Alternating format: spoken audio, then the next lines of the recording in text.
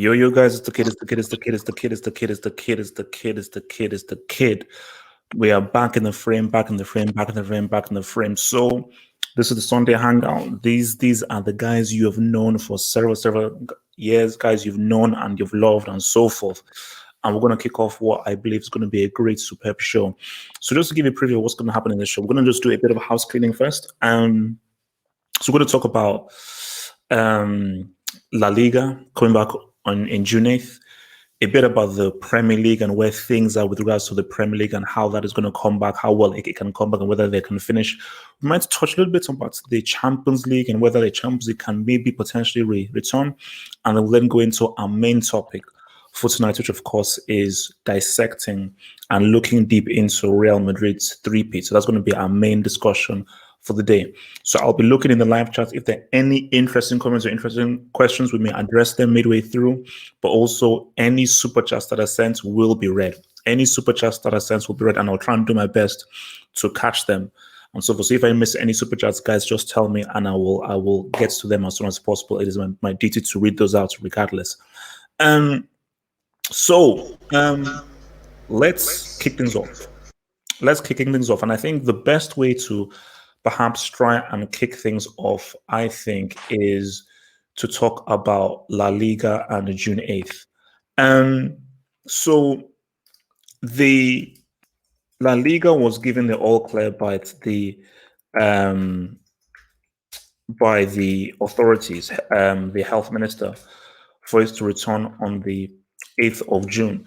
So I want to maybe give a new kind of question to you guys rather than the exact same one that was given to the guys on Saturday. So my question to you is this. So coming into this whole June 8th,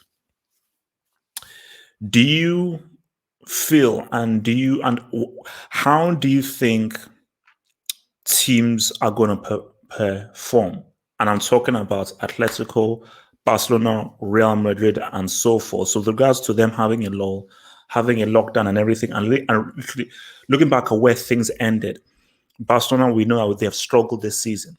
They've not really been doing so well and so forth. Real Madrid, they were on a good run. Then ever since the whole Man City lost, they've sort of lost their way. So coming into this, because let me just pull up the La Liga table right now, just so you guys can just see what's what. All right, let me just do a share screen.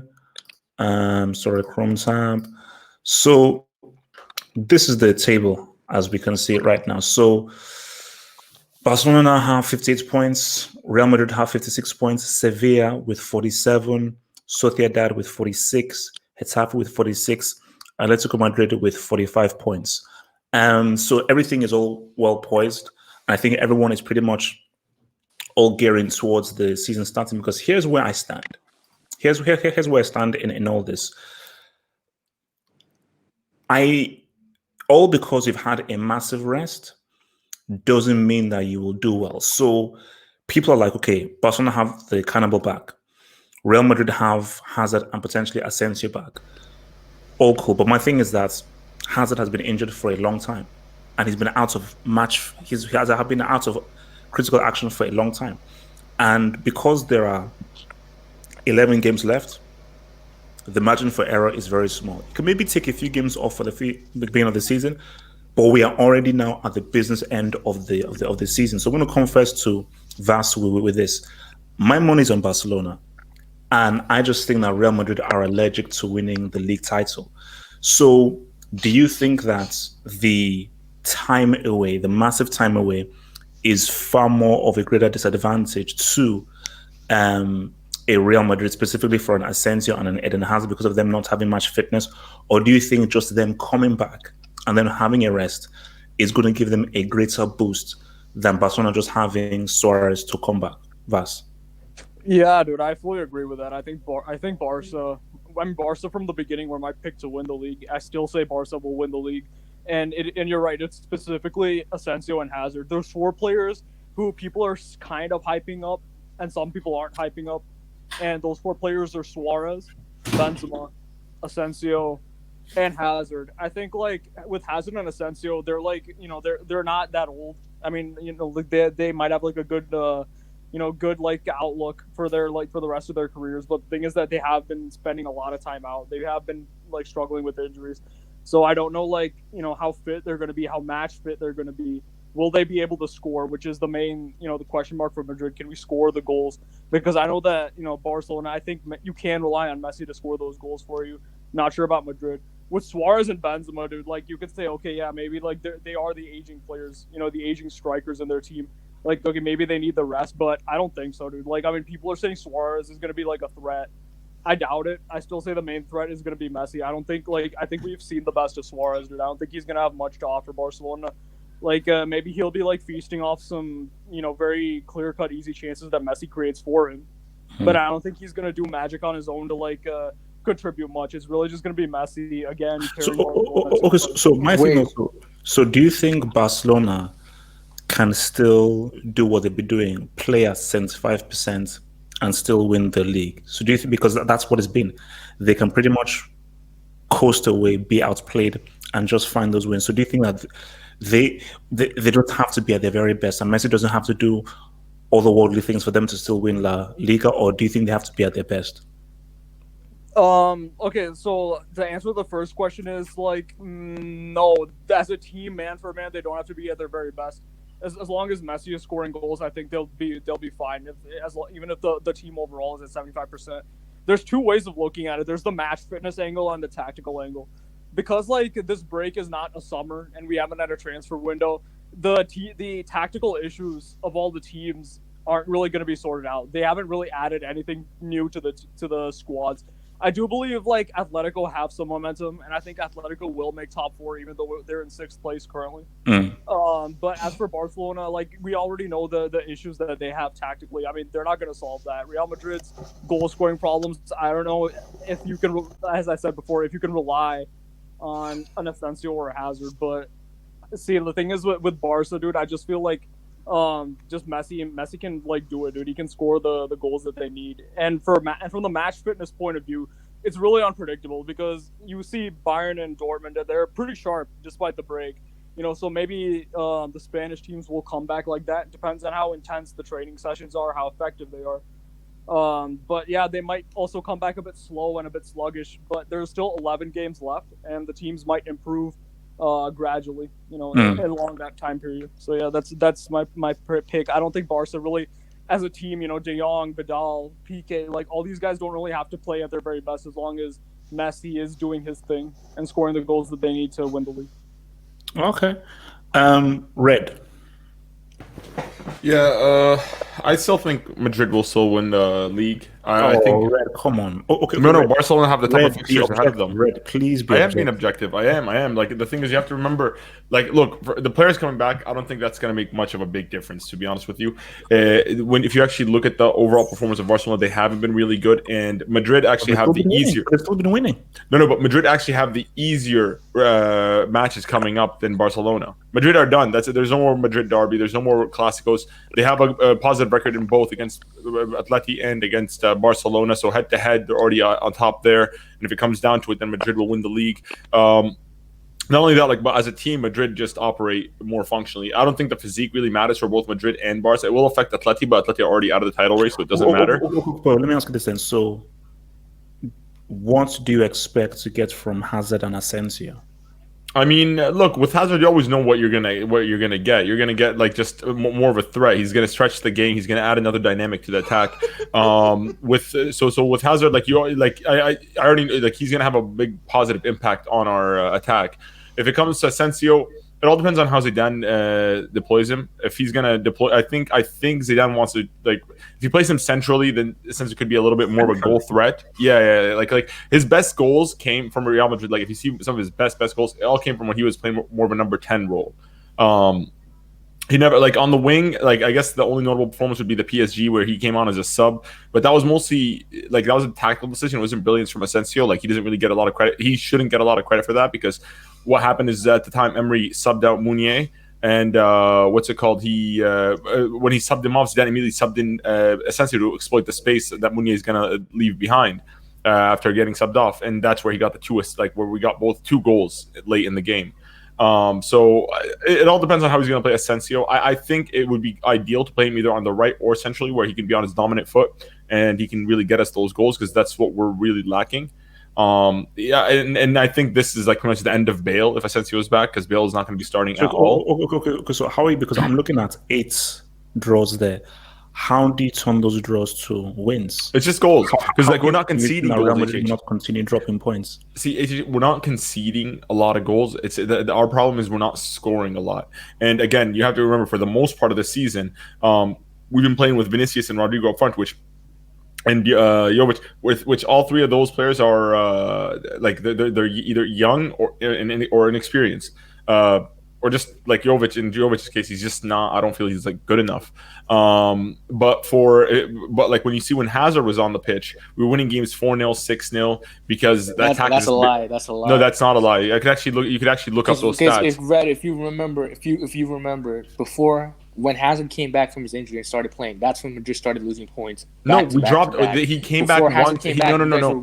Before he came back, we had a winning stretch. We had a winning stretch. No. Man, the season started off. We started off a little bit slow, but then after the PSG loss, Madrid picked up form, and that's when Hazard and like we went on like beating Sevilla away. We went on drawing with Barcelona. We had like a good stretch of run of games, but then Hazard got injured, and that's when our goals started to go from winning like 4-0, 3-0 to 1-0, 2-0. Sorry, to 1-0 or 1-1. I think guaranteed, if Hazard wasn't injured, this is a much closer table, and maybe Real Madrid are ahead by 1 or 2 points. And HH like this. Where's the evidence though? Where's the evidence, bro? I know what you're been able to score, man. What do you mean by what's the evidence? Yeah, I think that's FG. I know what you're talking about. You're talking about that one game where he came back, right? And we ended up losing. I don't know if we lost or drew back in February. I know that was one game. And he got injured right after that. And so there's nothing really we could do about that. Like we know what Hazard is capable of, and that's the thing. And then you beat Barcelona without Hazard. Yeah, that's more telling of the depth of the squad and why we will be able to win the La Liga. It's just the fact that we have to rely on. It sucks that we have to rely on Barcelona screwing up, but I think Barcelona will screw up because historically speaking, Barcelona coming back from international breaks, typically they underperform, and even like in the season, they tend to like over the past couple of seasons at least, they've started slow, and I think that's because of the aging of their squad. I agree. So I feel like Barcelona are like susceptible to dropping a couple of points, especially because La Liga, if they're gonna bring it back, which look, I personally feel like they shouldn't even bring it back. Like, dog, it's summer. Nobody like. I don't want to spend my summer indoors watching matches like that. Might as well just void the season. We start again next year under better circumstances in proper stadiums. So you're for voiding the season? Yeah, because it's just like, what's the point? Like, we're gonna spend what they're gonna do now. Like, this isn't gonna even be a true measure of competition. Because before, you'd have spaced out days where a team can actually tactically prepare. Players are at their peak fitness levels. There's consistency built up and all that stuff. Now, players are gonna come back. Most of them are probably match on fit. Like for Madrid and Barca, I don't think they will be affected by the physique because they rely more on the aspect of the game. But see, the issue with that is, if you void the season and you wait until things are better, what about the income? What about all that TV money? That is if it's about money, then I guess bring it back. But like I said, like the viewership is not going to be as high. There's no tickets. Nobody's going to be really investing in jerseys or anything because the season is over and the next season is going to start in a couple of months. But still, like most of the income from most clubs comes from TV income. Yes, there's no gate receipts. Yes, there's no merchandise, but at least it's something that's your. I get it. I get it from that aspect. Like I said, I teach like if they're gonna have to do it, they're gonna have to play a match every 2 days. So teams are gonna be constantly going back and forth. Like expect a lot of injuries. Like with the rate that they're gonna, because how are they gonna play? Like Bundesliga has 2 matches less because they only have 18 teams instead of 20, so they don't have that much left off their season. And plus, Germany was pretty much left. 4 matches. That's all. Yeah, that's it. Like so for them, it's not really that big of a deal. But like for La Liga, there's still at least like how many games? Like 10 games left. Let me just check that just to be sure. Yeah. It's 11 games. 11 games left. So you're gonna have to play 11 games. We're right now at the end of May. It's the same by June. right? So you have June, July, August, and then the next season starts in No, September. 2 months. 2 Oh, no, months. no, So no. in- But also, Red 5 subs, man. That helps. 5 Yeah, subs. I guess. Like, I mean, they can make it work. It's Look, if you happening think- anyways. Hold on, Red. If you think about it, since there's no international competition in the summer, they can extend it to July, basically. Well, they could, right? Because there's no Euros or anything. But like I said, like you have the transfer window that's going to be opening up soon. You're gonna have all this stuff. I just feel like how much money are they really going to make off it if it's worth it? Like the Eredivisie, that's it. They just shut it off. Ligue 1 just concluded the season. Like Ligue 1 is really No. I mean, no. But then already see, like, yes, Ligue 1 completed the season. Look how Leon are now. They've taken them to court. They're suing them because they're like, yo, bro, we're like 1 or 2 points away. yeah, Nah, But they were then 14 points, bro. They were like losing 10 or money by not 14. getting into Europe, which we think we could have if we played these games. So well, I mean, they were like 10 points behind, though. no, but like they got screwed over out of the Champions League spot because like they were in the Champions League. They're winning against you. The Champions League is voided, and now they're out of the Champions League. So like it's kind of an injustice. That's why I feel like voiding is a better option because then teams like. Yes, a team that's like, for example, the only scenario where I feel like voiding is not fair would be in the Premier League, just because Liverpool are just so far ahead. But aside from that, Atletico Nah. Madrid If you're right gonna now, vote it, you gotta they're like give 1 point you gotta hand the behind title over fourth. to the first place well, team. see, Atletico Madrid. The thing is, I feel like they are screwed. Anybody that's going to be affected because Atletico Madrid is a team that doesn't rely on technical ability, but more on physique and like sort of, I guess, building a unit, and that comes with timing. And like with playing consistently, and I feel like once they come back, they're not going to be as effective because they're not going to be as match fit as they were before, right? So I feel like that team is going to be affected because they're going to be in a case where they're going to be. It's going to be a scenario where their players aren't going to be at 100%. They're going to suffer. I don't think Atletico Madrid are actually at risk of dropping out of top 4. Like Okay. So, what's it called? FG. Wait, what was the question again? So basically, with La Liga coming back, do you think Real Madrid gain a boost with Hazard and Asensio, or do you think that because of the amount of time they've been away through injury and through this whole lockdown, they still won't have as much of an impact to stop Barca from winning the title? Look, there's no advantage when you mention those two names. I mean, I see 0 goals. I mean, at best, if you combine both Hazard and Asensio, I think they can combine for like 5 goals for the next 11 games, like max. That's the only thing I see. Look, relax. But the thing I disagree with everyone else on the Suarez thing.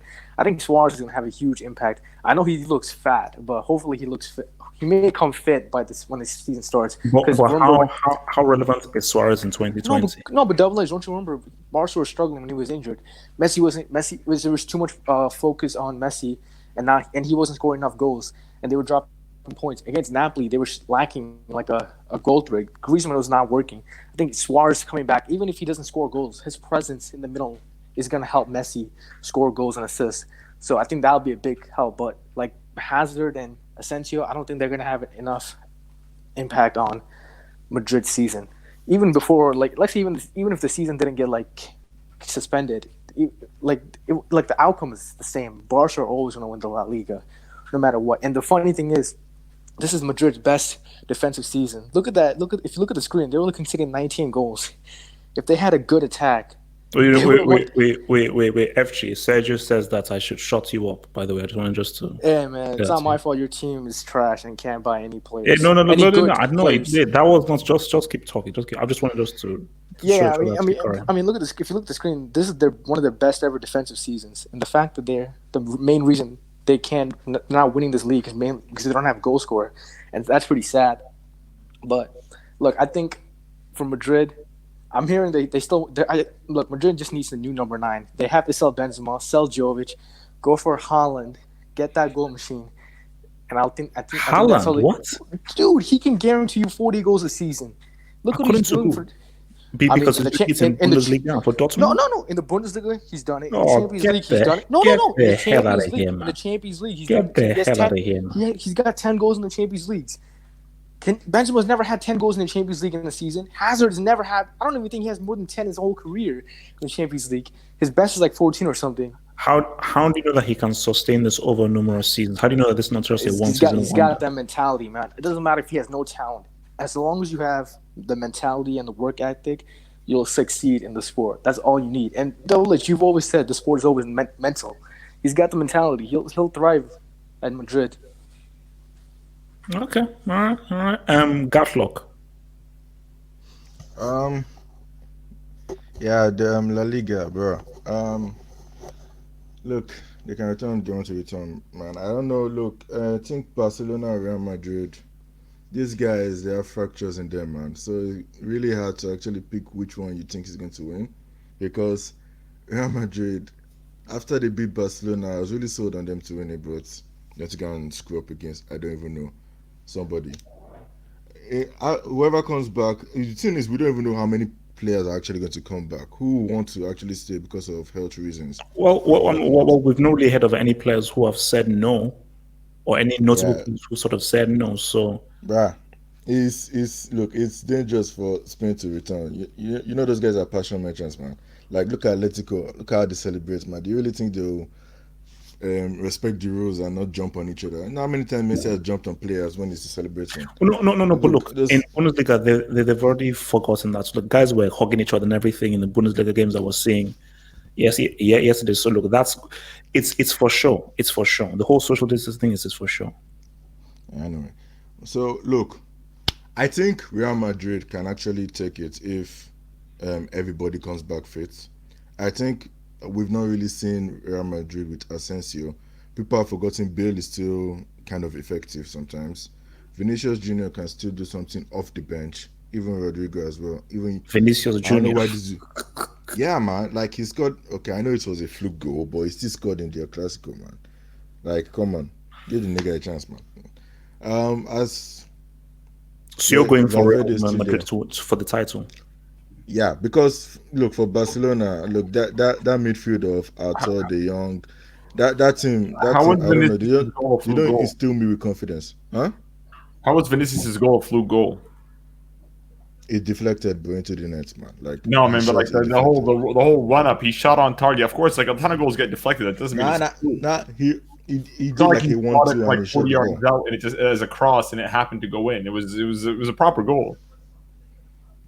Okay, but look, like I was saying, I think Real Madrid can take it because I don't know about much about Barcelona because they've been almost in full strength before mid-season and they were not doing that great either, even with Suarez up top.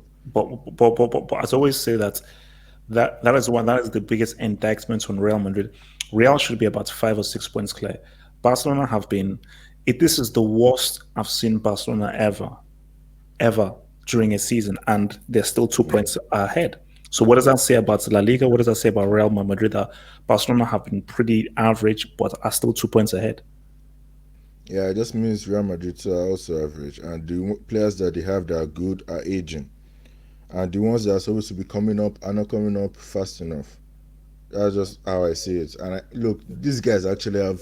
If you think of the players they have, the amount of money they spent to get those players, it should not be this poor, man. Like it's neither Barcelona or Real Madrid should be poor. Can, can Like I they can I have. just can I just challenge you guys on one thing? Like when you guys say Barcelona are average, what do you mean by average? Because like they have Messi who has 23 goals and 16 assists this season.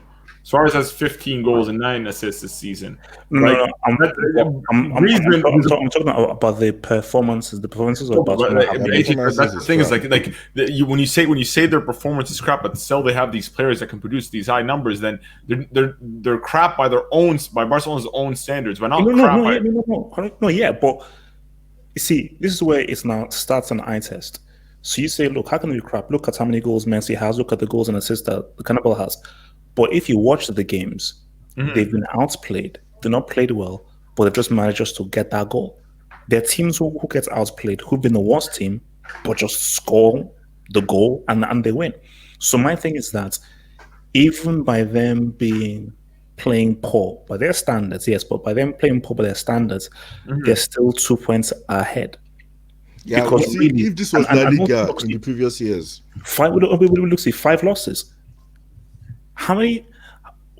When last did Barcelona have 27 games played and already lost 5 times. Pardon?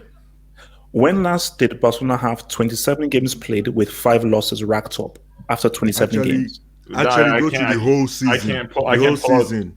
I can't pull up that exact number specifically, but like, I mean, that's still that's a pretty good record by regular standards. Like the thing is, we've been spoiled because we had City, Liverpool, and Real Madrid and Barcelona getting like 90 to 100 points over the past seasons. But like in reality, that's pretty decent. Like they have Okay.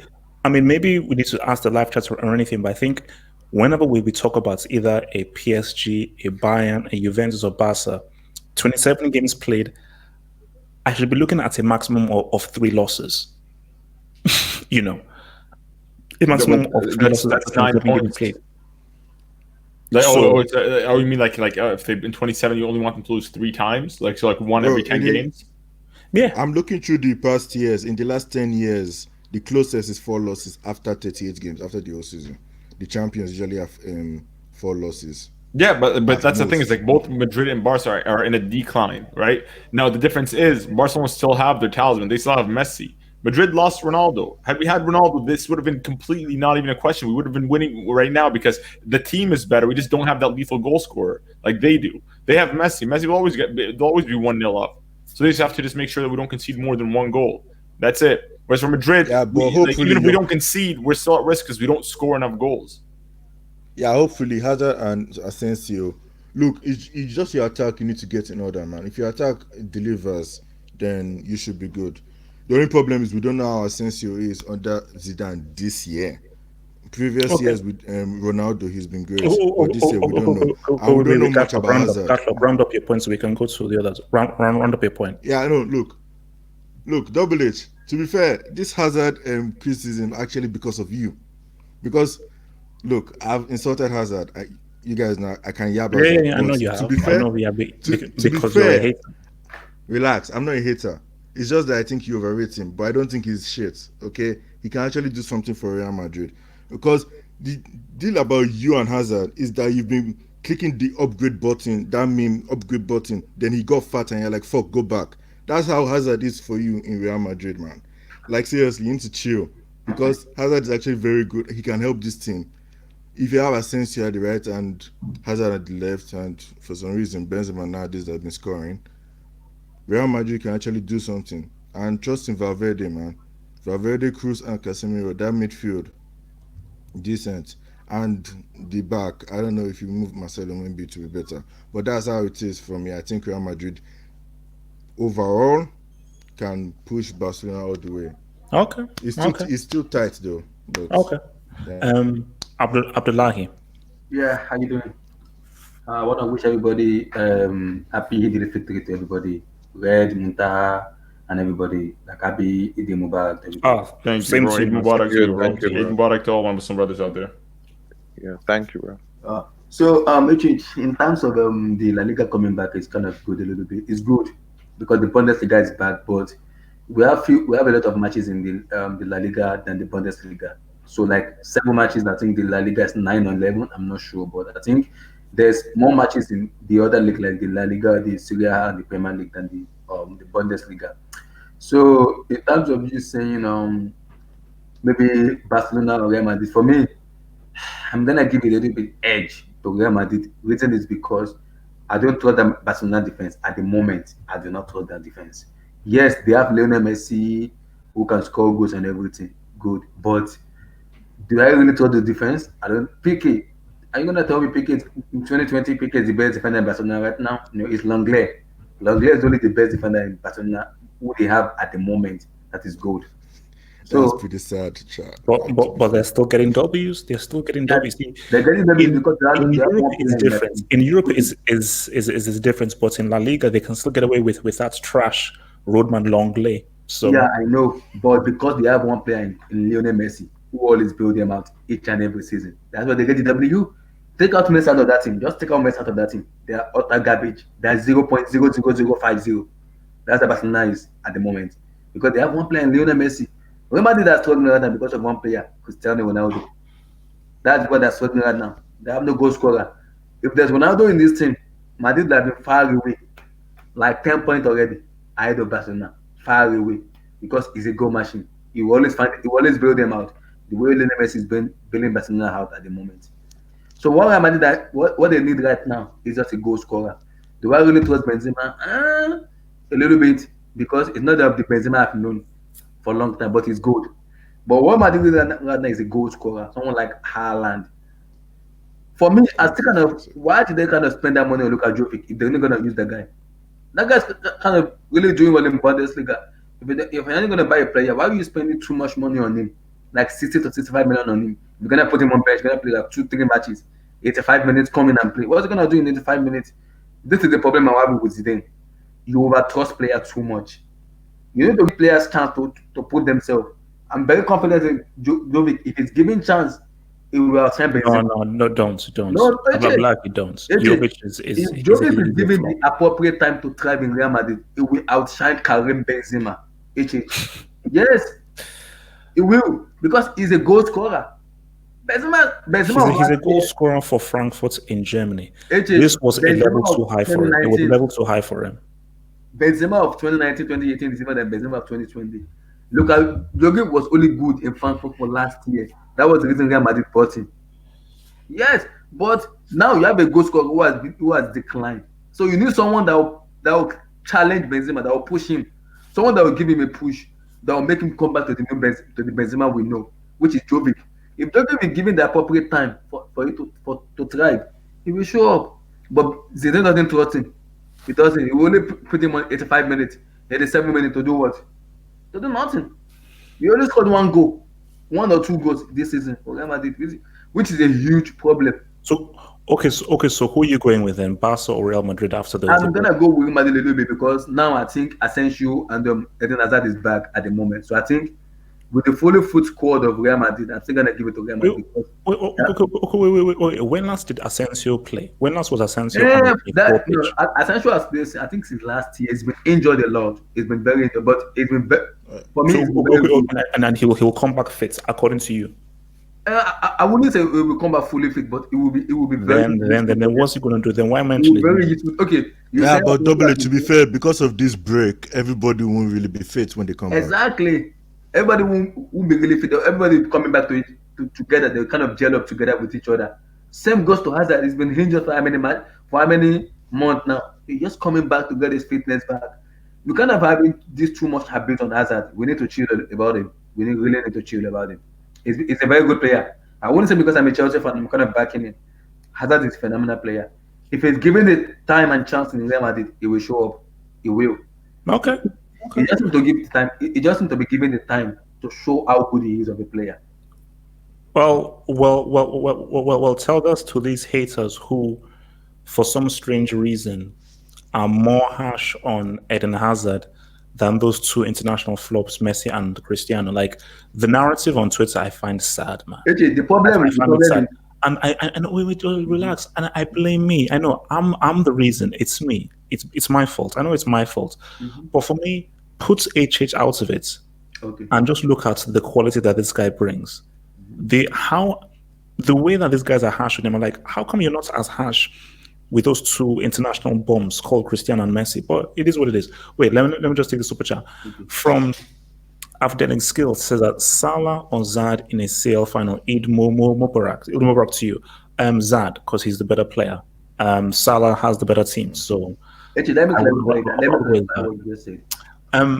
Okay, Muntaha, man, hit it, man. Give us your thoughts, baby. Yeah, man. So you know what I'll do? Like, I just want to just come in over there, then I'll directly jump into the La Liga thing, okay? Instead of talking about situation of coronavirus and all those things in Spain, right? Bro, Okay? Muta Alpha, bro. Yeah, bro. So for me, bro, like yesterday I was listening to your Hangout, bro, and some of those guys are like they don't have any clue about La Liga, you know, and what they're talking. Are they really watching La Liga? Because some of the opinions, like what they gave to me, like I was listening to it, so like I just thought like I should add that. So yeah, so like when it comes to La Liga now, Barca is the first, Real Madrid second spot. Okay, Barcelona have to play away Sevilla. Okay, that's like third spot team. They are battling for top 4. Okay, they have to play Atleti at home with no fans. I mean, pretty much on Camp Nou, where Atleti is struggling to make top four now, and will be that easy game? I don't know. Then they have to play Villarreal away, and they're also fighting for Europa League spot. And the arch nemesis in La Liga, Celta Vigo, away they have to play, and they are battling for relegation zone. So like they're on the 17th spot. I mean, these 4 games is really crucial for Barcelona. It's way difficult than Madrid.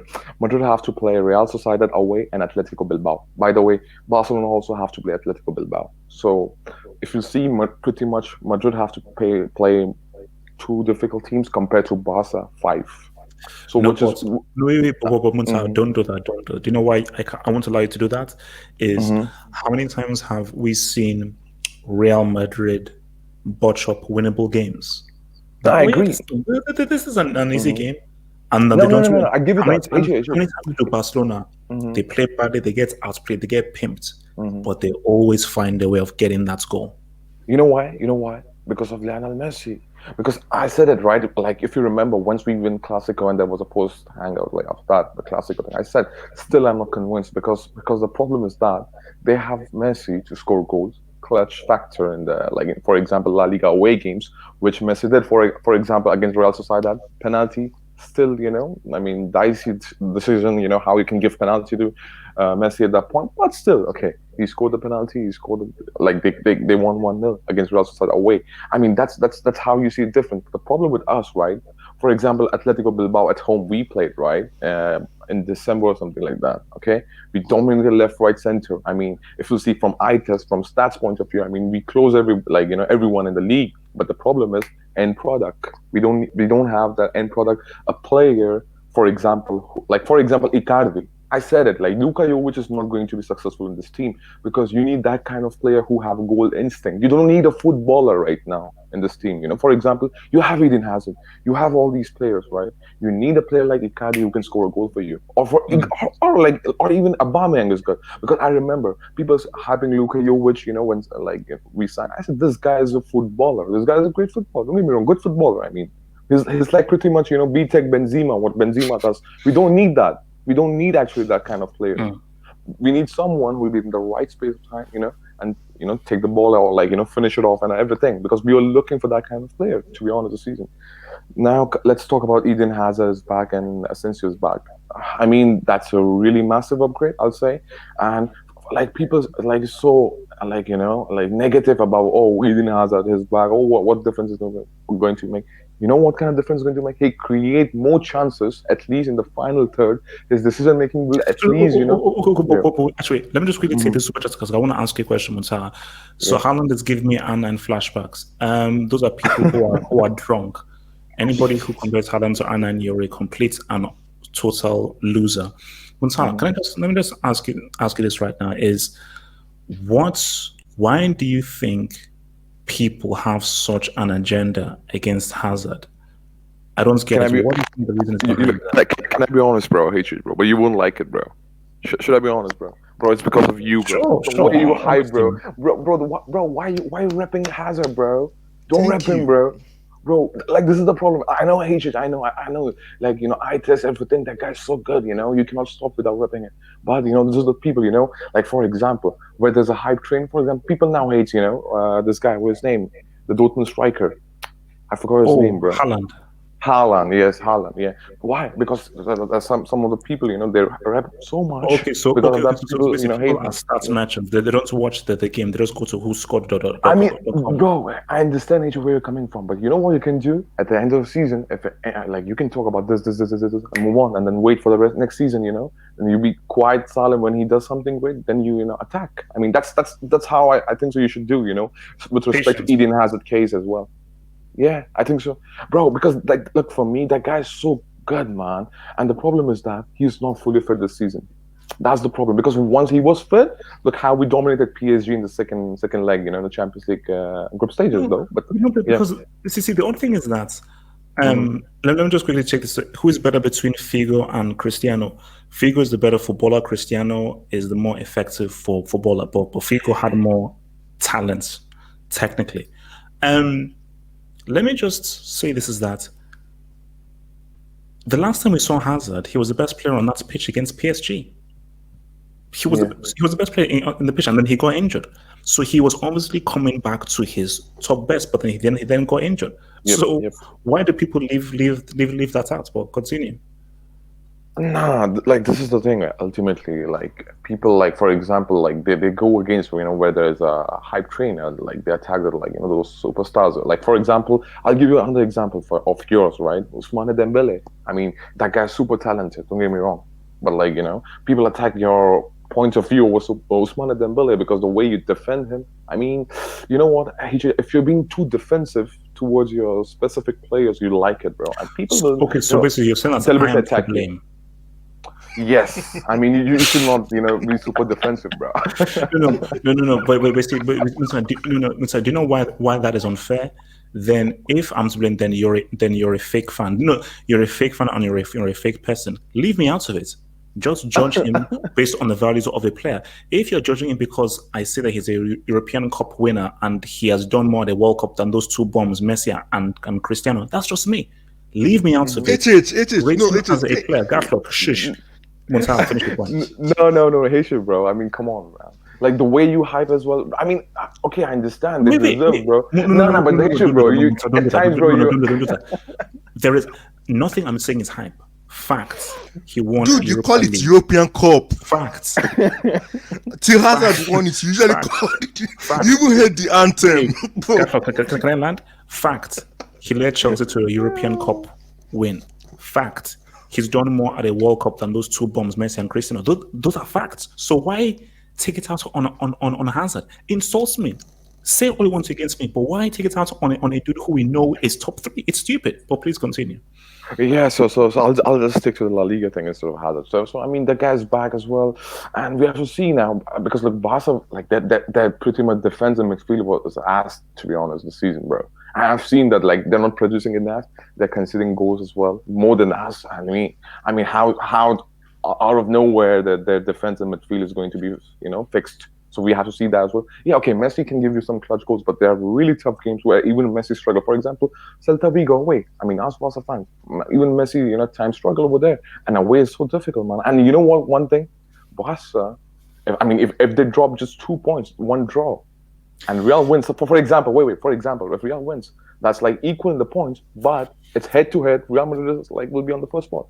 And I might be like, you know what? Listen to me. I might be a bit, subjective. Of course, I'm a Real Madrid fan. What do you expect me? But I'm giving you some facts where you can see that. I mean, we have better record in the head to head. So I mean, there's a situation where Barca drop points. Okay. So you're sticking with Real Madrid. Exactly, bro. I'm being optimistic as well. So yeah, man. I think we will win. Yeah. Question. Wait, no. Nothing about that. I want to just respond to what this guy is saying. He said Messi reached the World Cup final. If you replace reached with carried, you're on the money. Messi was carried to a World Cup final. He didn't reach a World Cup final. He was carried. Gatlock, what do you want to say? With this whole closed stadium stuff, do you think that helped Real Madrid because they're away from? It's like they're away from home, and they're better away from home. Wait, say again. With this closed stadium stuff, it will feel like Real Madrid away from home, right? That's a good point.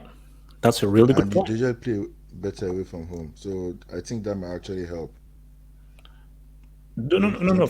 But for me, my thing, as much as it will help, I think if they had Cristiano, it would be an even greater help.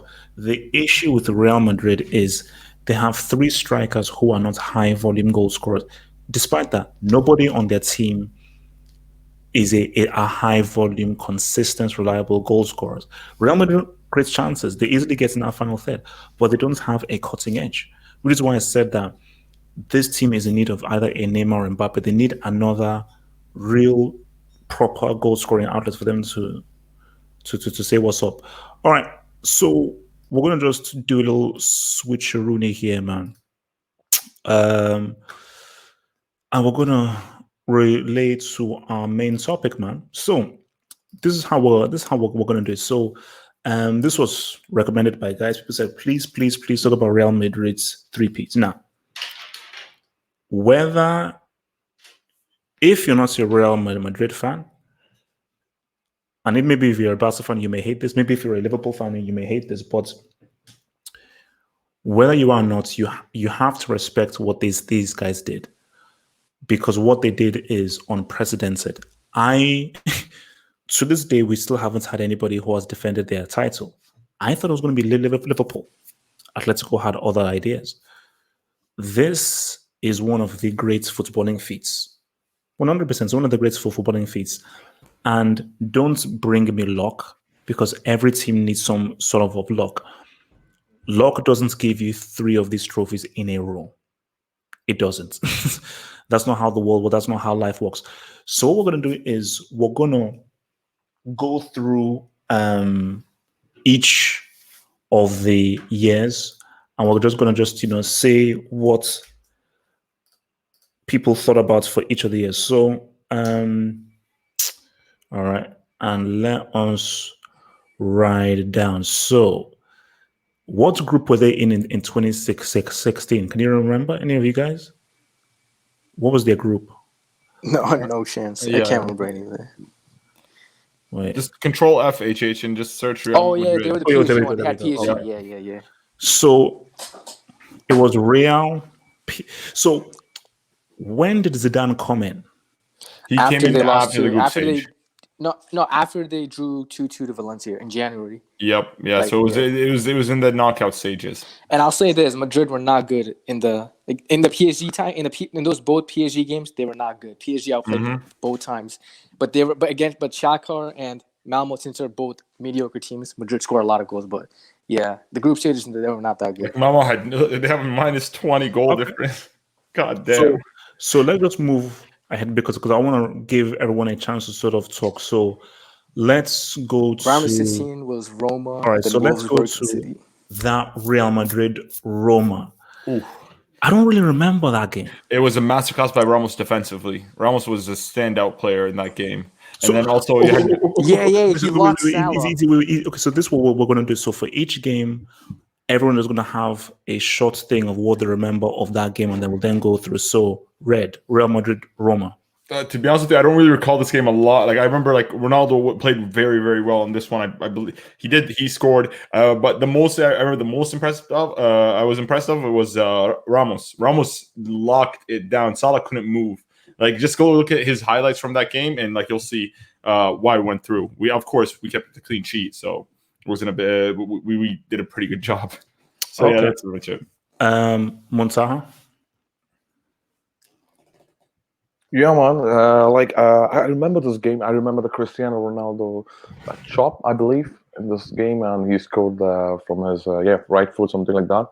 That was the goal. Ramos was he pocketed Salah. Salah was trying to dribble Ramos, and Ramos. Wait, who scored the 4 goals?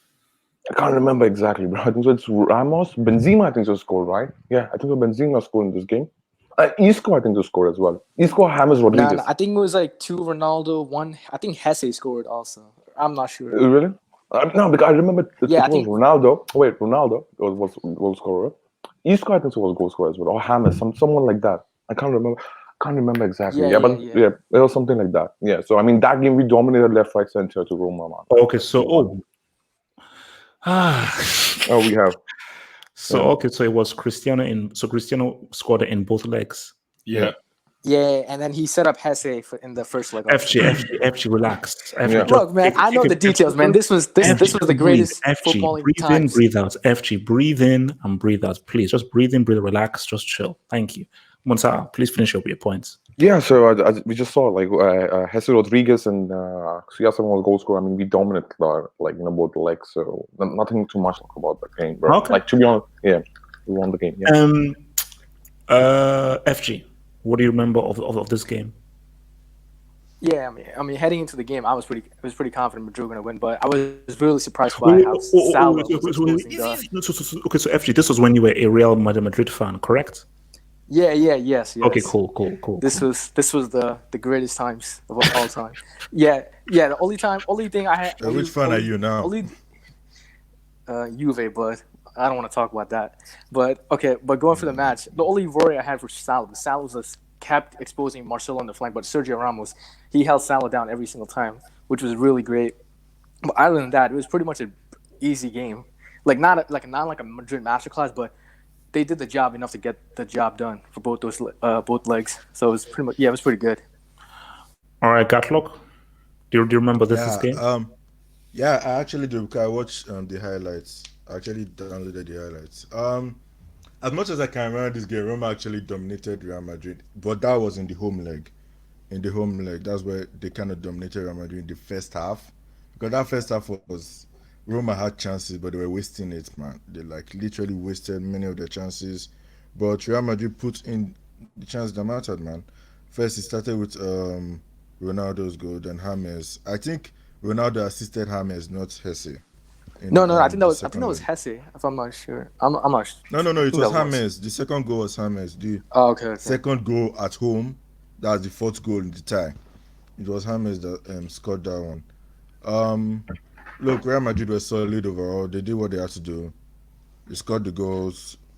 To be fair, the Roma actually did try, but they were not good enough to actually worry Real Madrid too much because Okay. look, you have to put your chances away, and Roma didn't do theirs. Real Madrid did theirs, and that was it basically. All right, so Abdullahi, do you remember this game? Yeah, I did. I think I remember the Roman Real Madrid when Ronaldo scored also too, and I think James Rodriguez and Sergio Ramos. So I remember the match. It was kind of good match. Yeah. Okay. Wait, Vas, have you spoken on this? No, That- not yet. Like actually, yeah, Okay, because I had to go. So you just want me to give my take? Okay, yeah, dude. Like honestly, No. Like, when Yeah, I so saw- basically, just your take, just on the Roma game, yeah, just on the Roma game, dude. Honestly, like, yes, like just in this tie in particular and overall, dude. Like, I mean, we had a really balanced and good team if you see on paper, dude. But I think like this tie was really like in Zidane's initial weeks. And honestly, we didn't really play that great compared to compared to later on, dude. Especially I think Gatlock hit the nail in the first half of the second leg. Actually, Salah missed some really gilt-edged chances against Madrid, dude. Honestly, Roma, they didn't play that badly. I mean, I'd say Madrid were still the better team. But I mean, Salah definitely, you can see how much his finishing has improved since moving to Liverpool, dude. I think, and it just shows how much Klopp improved Salah. But yeah, dude, I think really the main difference with why we improved starting from this round of 16 game was because Casemiro occupied that number 6 position and gave us a lot of defensive solidity. So this Madrid was really practical. I think we were pragmatic, and of course the super goal by Cristiano in the first leg, that was really memorable. Yeah, Okay. you're spot on about the Casemiro thing. He was the start of the three-peat, honestly. Yeah. All right, Yep. okay. All right, easy, relax. Martin, scroll up. I think I see Chelsea losing 6-2. The scroll up button is broken, so I can't scroll up. If I could have come by my mouse, the scroll up button has been spoiled, so I can't scroll up. Unlucky, Martin. Effing hater. Now, Wolfsburg. Oh god. Wait, okay, just relax, man. Let's chill. Okay, look, we'll get there, man. I want to see who scored enough first leg. Wait, I think it was Dust. It was Rodriguez scored a penalty actually. That was the second. what was this? On a round of 16. Where is the quote? There we go. So Rodriguez and Arnold. So Rodriguez and Arnold. Okay, now look. So coming into this, so coming into this, I pretty much was like, let me be real with you. I was like, Real Madrid are in a hole. They're in a hole, but it's Wolfsburg. See, 2-0 against a Juventus or a Bayern, then it could be crazy. But I trust them because it was Wolfsburg, there was always a chance. But I'll be real with you. That was huge. That was huge from Cristiano because The GOAT. that was a game in which there is nothing that I can say for him. I mean, 15, 17, and 77. I mean, he literally by himself won that game. but guys, we're gonna have an hour. Remember, guys, we're looking because I want to see how much Cristiano contributed to this. That's Oh what wait, I want- double H. You're gonna see a lot Yeah, of goals. You're gonna see a lot of goals. shut the up. So I wanted to see how much he really contributes to this, and that is why we are looking through here and we're studying it. Yeah, but yeah, that second leg, he came clutch, and that was huge. And that is where, you know what, put your hands up. That was a Cristiano masterclass. So Red, what do you remember of that Wolfsburg tie?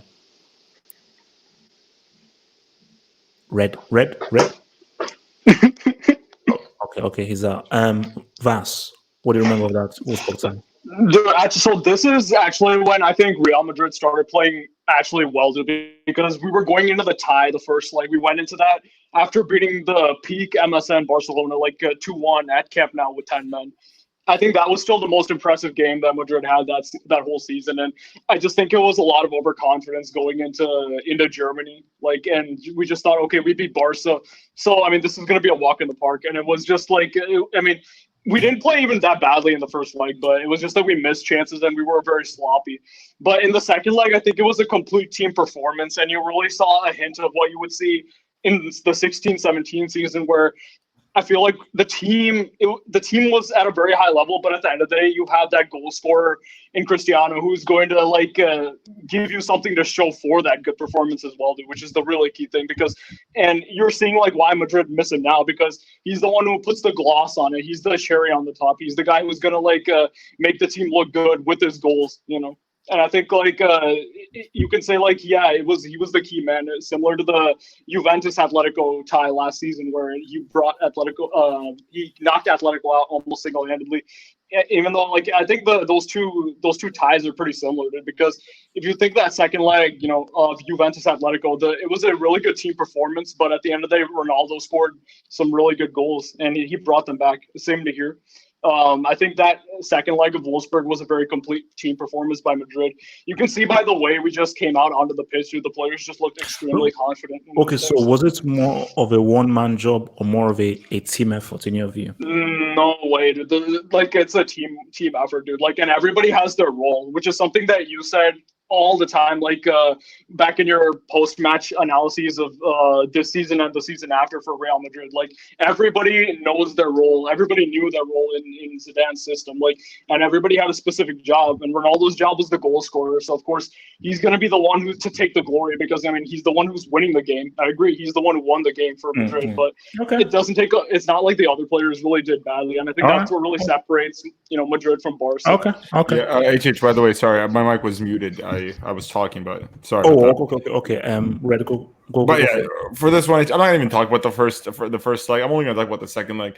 Yes, though I do agree it's a team performance, but no, man, that was all Cristiano Ronaldo. That would have never happened had it. If you look at, let's say, for example, the goal from Dani Carvajal where he got the assist, that was a nothing cross. All the players thought it was just going out of bounds. Ronaldo just sprinted to it and got it done. It's just not only that, even before that game, he was fired up because he was getting criticized a lot prior to that. And Madrid were called. I remember that's when I think it was Mundo. That posted a cover where it was it's the end. It had Ronaldo on his knees. On his knee, exactly. It had Ronaldo on his knees. That was give me, guys. That was clickbait. The end, really? No, they called it. That started the 3 because HH at that time, I'm gonna rewind my back to 2016. People wanted Bale. People were saying it's Bale's team now, sell Ronaldo.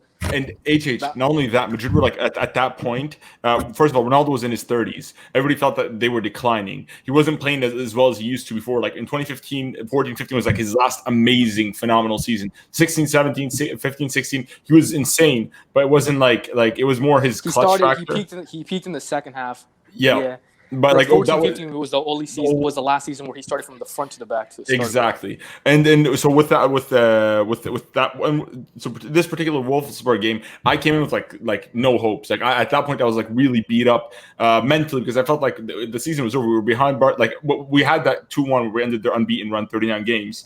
But overall, when he showed up, that was insane. That is probably one of my favorite performances by a player of all time. Just the fact that the comeback was in the quarterfinals, Champions League, and like he was like even the managers out in the play, like Dante said before the game, that watching his son Junior was harder than watching Ronaldo. Yeah, That's what Dante said. So like, and then Ronaldo comes and shuts them all up, and like even like the manager at the time, he said Real Madrid is the weakest of the strong clubs. Like all this like piled up together to get like that satisfying result, and for Ronaldo to be the one on the face of it. Because as a Madrid fan, I loved when people hated on us because of Ronaldo and said like, "Oh, Messi," because he's just that kind of guy, man. Yeah, so phenomenal game. Thanks, Ronaldo. Abdullahi, thoughts from this game? The first half, I wouldn't talk much about the first leg. I'll talk much about the second leg because it was dominated by one player, Cristiano Ronaldo. It was just only him because that match just talked all about him because the cross from Carvajal and I think is he James Rodriguez? I'm not sure, but the one from Carvajal. If not for Ronaldo, that ball would have not even been in the back of the net. It was Ronaldo ability and speed that won him that kind of get him that goal. So the match was literally Ronaldo's effort in scoring that goal. So Madrid didn't really play that much, but when you have a factor like a goal factor in your team, you always want to come out as a winner. So Ronaldo was a goal factor in that match. So credit to him and credit to Real Madrid. Okay, Gatlock. Yeah, look, that whole round quarterfinal 2016 was great, man. I loved it. Note that every game ended 3-2 on aggregate, man. That quarterfinal was sick, man. Like we are let's go and Barcelona was sick. But look, in that game Real Madrid Wolfsburg, to be fair, in that first leg, I was so disappointed in Real Madrid, man. They were shit, man. They were dog shit, man. And I think they came to Germany a bit overconfident because they were like, this is Wolfsburg, even though Wolfsburg finished second the year before in 2015. But that 2016, they were kind of shit that year. Real Madrid were shit, man. It took a penalty and a goal. Like, I think Wolfsburg's goals came in the first half. And the second half, they didn't really do anything to reply. But in that second leg, man, Ronaldo literally, because in that second leg, I was trying to enjoy that game. Like, okay, this game is going to be spread out. I think I don't know if that was before or after Atletico took Barca out, but Ronaldo just ended that game in 2 minutes. The first goal 16th, the other one 17th. The first goal was actually a bit somehow, but he had to be there. It was more like a tap-in. The second goal was a header from a corner, which was sick, and the third goal was like the perfect free kick, man. That was sick, man. I did not see that coming. I thought the game was going to go to like extra time or something, but the way the guy just curved that ball into the net for the third goal was sick, man. Look, it was a team effort. I think he didn't curve it. That went through the fucking wall. No, I think it went a bit over. Because Naldo moved out and there was a Trust hole. me, FG would know. Gatlock, don't argue with FG. FG would know. FG would know. That was the best way to win it, by a fluke. I'll take your word for it. But yeah, look, I think it was a team effort, but you needed that guy to be there because without him, I don't think Real Madrid would have put the ball into the net, even with their chances. Ronaldo was very critical in that, man. All right, Muntaha. Yeah, man. So, like, with respect to this game, I was expecting us to, at least win or getting drawn against Wolfsburg. I was like, I remember, and I still remember the penalty where Casemiro was like, was it really the penalty? I mean, I believe that's a bit harsh, like too harsh, I think so. That was not a penalty, that's a dodgy decision, And with respect to the second half, as Gatlock said, like, we are dog shit now because we missed so many chances as well, Like, we missed 2 clear-cut chances, I believe, yes. I think so it was Gareth Bale or something like that, and we missed the chance as well. So I was like, okay, it's 2-0 down, I think we can take 1 goal and, win the Bernabeu. So that was what I was expecting, but no, we came with 0 goals, I mean. And the second leg, bro, I don't know why, but I was pretty sure that we are going to win. What I was thinking, okay, we can score 2 goals and we can take the game to the extra time. And that's what happened. Because if you see, I mean, Ronaldo was so good. So do you believe it would be done in 90 or after? No, for me, honestly, bro, I was thinking, okay, we will score 2 goals. I mean, to score 3 goals in 90 minutes is like too much to ask, to be honest, because I believe that they will they will defend properly, because it's like still 2 goals cushion, bro. It's really good, to defend, but they bottle as well. So Ronaldo came super clutch, especially that second goal. Like when he scored that first goal, I think, okay, now we are back, so we can see now how it goes. And I saw the defending of Ramos. I think Pepe was playing in that game as well. I'm not gonna lie. I mean, bro. If you see what was coming, bro, they were coming at counter attack because we were playing so high line in that game. And Ramos, oh my god, and Carvajal as well. I mean, that guy was good as well. Okay, his cross was a bit more fluky for the first goal, but overall defensive performance was really good. And Ronaldo's second goal. I mean, look at the ball by the Toni Kroos from the set pieces. Every time someone will score that kind of set pieces, bro. The guy that put the ball, on the head, bro. And that was like clear cut on the head of Ronaldo. Ronaldo had just moved. He you know what Ronaldo did? He just moved his head in the direction. That's it, bro. So that was so good goal. I believe like that was 2-0 up. Okay. Then I was like, okay, we can kill the game. And third goal, how we scored free kick, man, and that was like over. So I was like, now we are talking. So when I saw the teams, in the semi-finals was like Bayern, Atleti, Man City, and I was like, wow, now we're talking something. So yeah, man. So from that thing, changed completely the dynamics of the Champions League for us, So yeah. Okay. So let's now move over to the Wait. You didn't get me. You didn't get me. Right now. So in the you skipped me. So Real Madrid is Wait, you skipped me. Oh my god. So let's go down to the semis. Man City got that goal, bro. I remember, bro. What did they say? So semi-finals, Man City against. Okay, wait. FG, come on, man. Do I have? Wait. No. Okay, I won't mention it. I won't mention Ronaldo. Oh, come on. I just want to say one thing. Okay.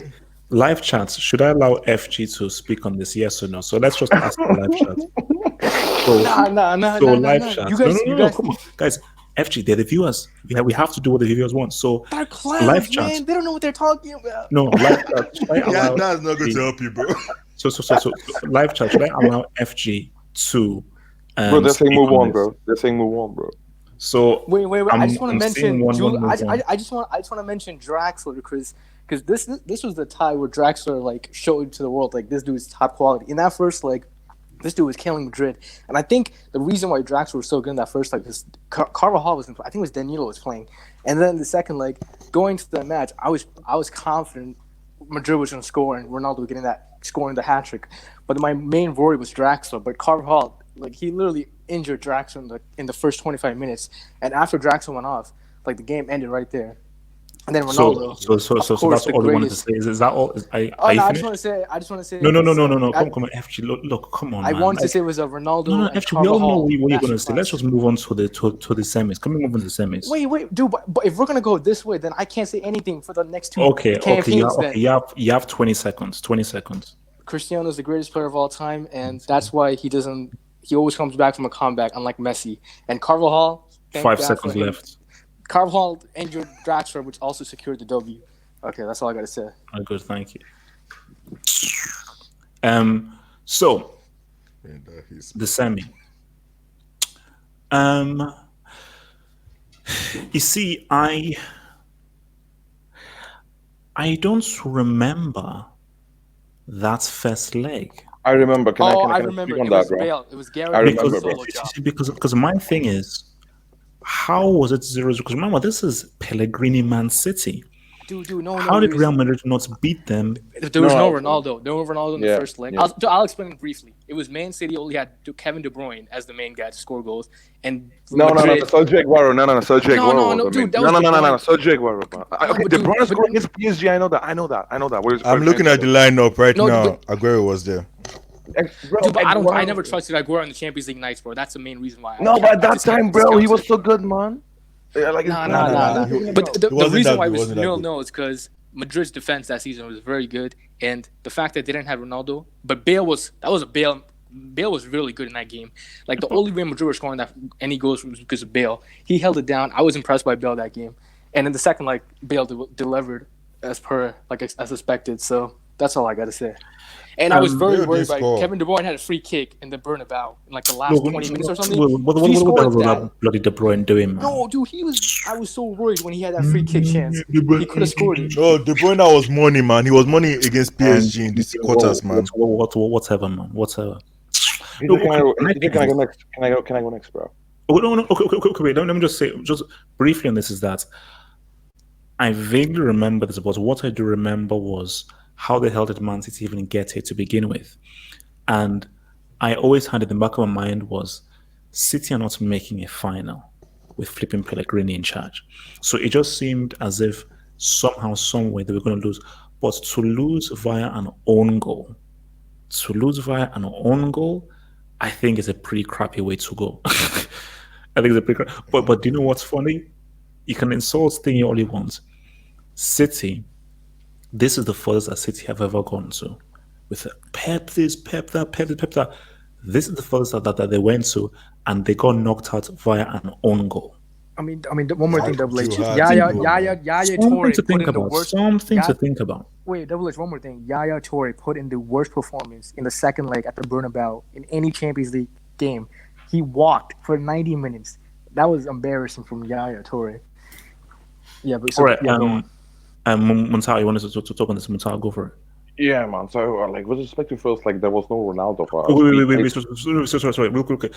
Martin Renzaro, thinking of super chat. Chelsea didn't make the same as HH Howe. Martin, what happened in 2012? 2012, thank you. Continue, Montana. So yeah, man. Yeah. So yeah, but respect to first leg, bro. I mean, we didn't have Ronaldo. We I think Varane was injured or something like that. I remember. So it was Pepe. Pepe Ramos played. Pepe Ramos was for the whole season, I think. I think Varane was injured. Or like No, he became a starter in 16-17. No. I mean, he became star, but like he used to play. If you say that, like I mean, Pepe was really good. Like, don't get me wrong, over there as well. I mean, but Pepe missed if you remember from the cross or somewhere, Pepe got the ball and he hit directly on the face of the goalkeeper. So I think it was Joe Hart, if I'm not wrong. He hit directly on the Joe Hart. Yeah, that should be 1-0 up, for us. I mean, we could have come with 1-0 from against Man City. We locked down everywhere. Kevin De Bruyne in the pocket of Carvajal. You can find him. And what Kevin De Bruyne offered. I mean, okay, he was so good against PSG, but when he moved to the left flank, right flank, like he was getting bullied, man. Not gonna lie. David Silva, pretty much, he was not even he cannot even show his presence of playing style as well. The way he plays, the Spanish way. So yeah, and it was not a good result for us. We came back in the second leg. Ronaldo was playing. Bale scored the goal. To be honest, it's a deflection, but still, it was short on target, though. It was an own goal, man. Nah, don't think that was an own goal, man. If it was on target, they would have given it to him. But but still, it was on target, isn't it? No. It's a win, it away, and someone deflected it. It's sketchy. It's sketchy. It's sketchy, man. The fact that he hit the bar with the deflection shows that ball was not going in. Yep. No. So, because I cannot wait till we get to 2017. That's because I'm waiting till we get to that Bayern game, because there's a Bayern game where I remember the referee was paid, but we'll get there. No. It's true.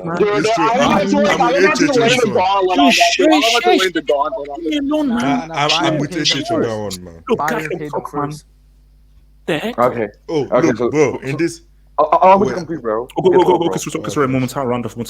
Yeah, so I'll just finish it over here, man. I mean, bro, we were playing on the second gear, third gear, and we don't have to pretty much, push ourselves to go for play on the top gear against City, because City, what we were saying, okay, let's be conservative first, let's see what City can do, and pretty much Aguero was nowhere near. And after that game, Aguero said, the best defender I've played against, is Sergio Ramos. He clearly said that after the game as well, because he was locked.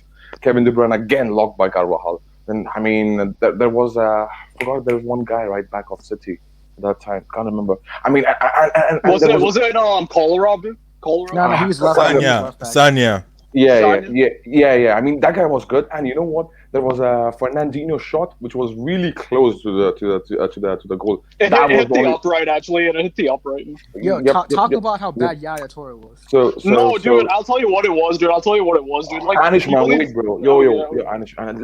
I'll just finish over here. So that's how we won, and I think so. Like, which was deserving win. I mean, City didn't do anything in both legs. So yeah. Red. Oh no. Sorry, Red didn't say. So sorry, Gatlock.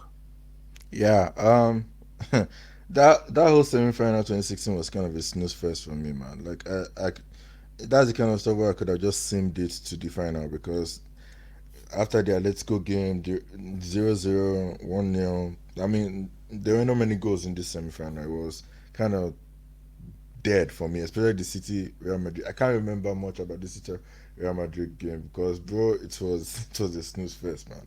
That game was kind of boring for me. Like, there wasn't much tactics there. Real Madrid, it's almost like cat and mouse. Like, City were trying, but they just couldn't do anything. They were just shut down by Real Madrid's defense.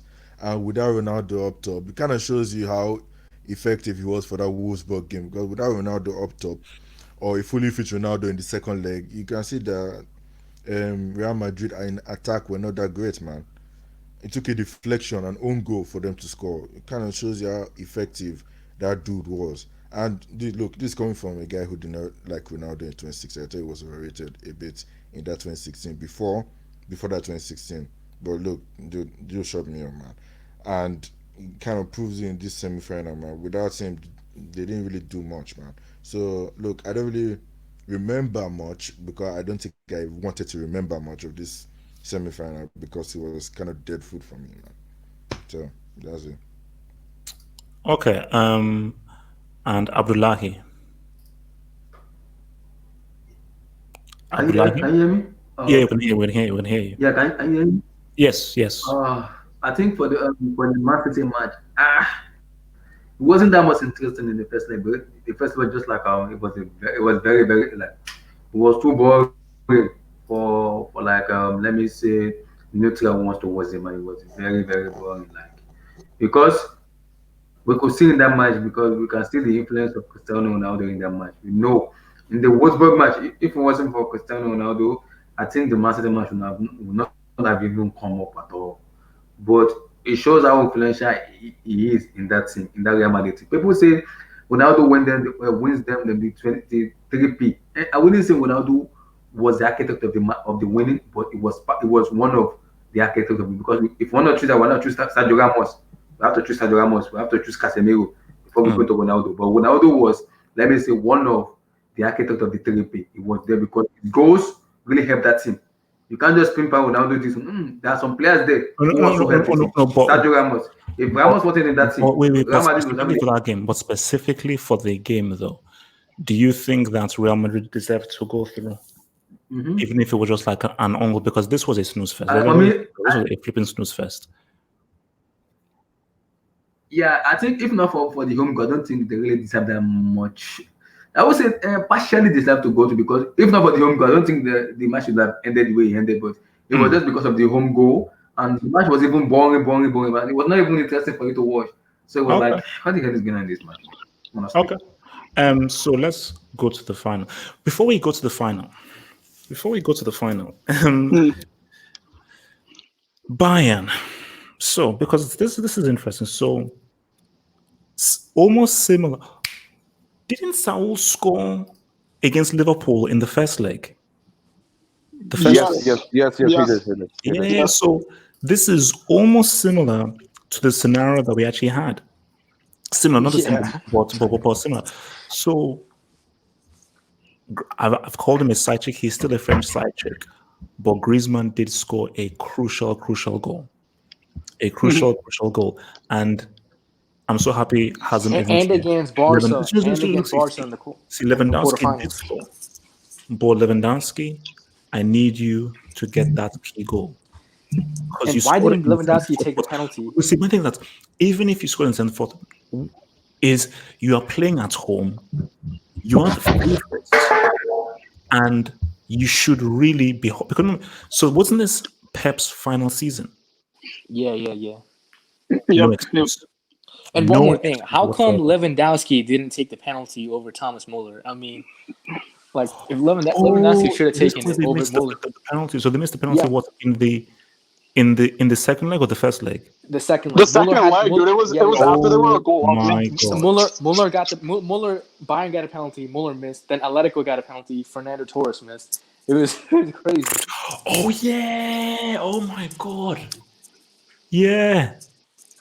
What a crazy game. Okay, we now go to the final. So look, these are my thoughts on the final. It was. Didn't Griezmann miss a penalty? Yep.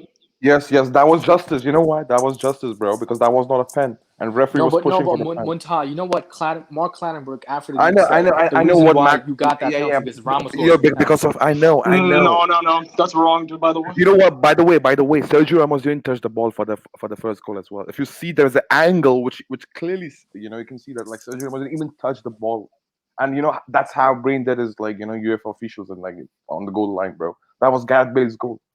On top of that, what Mark Clattenburg word was, okay, he gave pen and Pepe was running at him and telling him, oh, so why you give pen, Mark? He clearly said, oh, your goal was, offside, What do you mean by that? Okay, that goal was offside in your books, right? So why you saying that? It means that you're deliberately giving penalty to Griezmann. Fernando Torres was not even challenging the ball, bro. Let me ask this because I did read something where Clattenburg did say Ramos's goal was offside. Yeah, at halftime he saw the replay and he said that's why he gave the penalty to Atletico in the second half. Bro, hate it, but listen to me. Listen to me. Even if we go by that thing, right? Okay, Ramos was offside. So one wrong plus one wrong is equal to right. Yes. No, and there's another thing too, dude. There's another thing too. Like Madrid also should have had a penalty when Ramos's shirt was pulled in the box during a corner. Yeah. I mean, look, Atletico was really dangerous team in that final. I'm not gonna lie, man. They the way they were playing the second half, the way they played, the way they set up, man. I mean, the most weird final for me, watching like Real Madrid, okay, like in this 5-6 seasons, bro. It's Atletico Madrid's final. This was the hardest final for sure. Yeah, definitely. No. I mean, I think that the weird thing is this: Atletico's chance was in 2014. No, man, it wasn't. This was Atletico's best team. Let me learn. My thing is their chance was in 2014. They were 15 seconds away from. They were a minute away from winning. 2016, I always felt that Real Madrid are going to win this. But can't you say that 2014 Real Madrid team was better than that 2016 Madrid team? It was. Yeah, it was. Yeah. And this Atletico team was better than that 2014 Atletico Madrid. It was. Team. Yep. This was a polar opposite. And dude, and let's be honest, man. That second half by Atletico Madrid, they had so many more chances. 2014 they won the league. But even though they won that league title, in terms of like the players in 2016, they were better defensively in 2016, and like the way they played, it was better. Okay, wait. Let me ask the live chat. Okay, so live chat, which Atletico Madrid team was better, the 2016 or the 2014? So live chat, which Atletico team was better, 2016 or 2014? So anyone talk on this? Yeah, it's not about Atletico Madrid either, dude. It's not about Atletico Madrid either. A lot of people will say the 2014 team was better, but it's also about Real Madrid, dude. If you see how the game went, right, the 2016 final was a lot more even.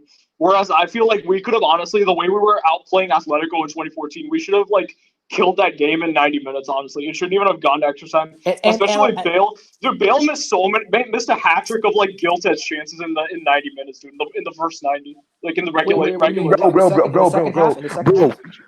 Wait. FG, do you remember that Ronaldo? I mean, he passed to Gareth Bale in this final, 2016 final, and Bale missed. I mean, he hit. Yeah, he missed again, dude.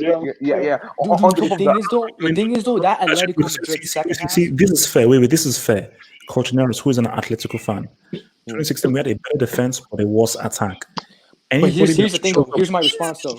Anybody that shows up with a Torres in attack, you're bricks. Dude, but Griezmann was clutch before leading up to that final. And one more thing.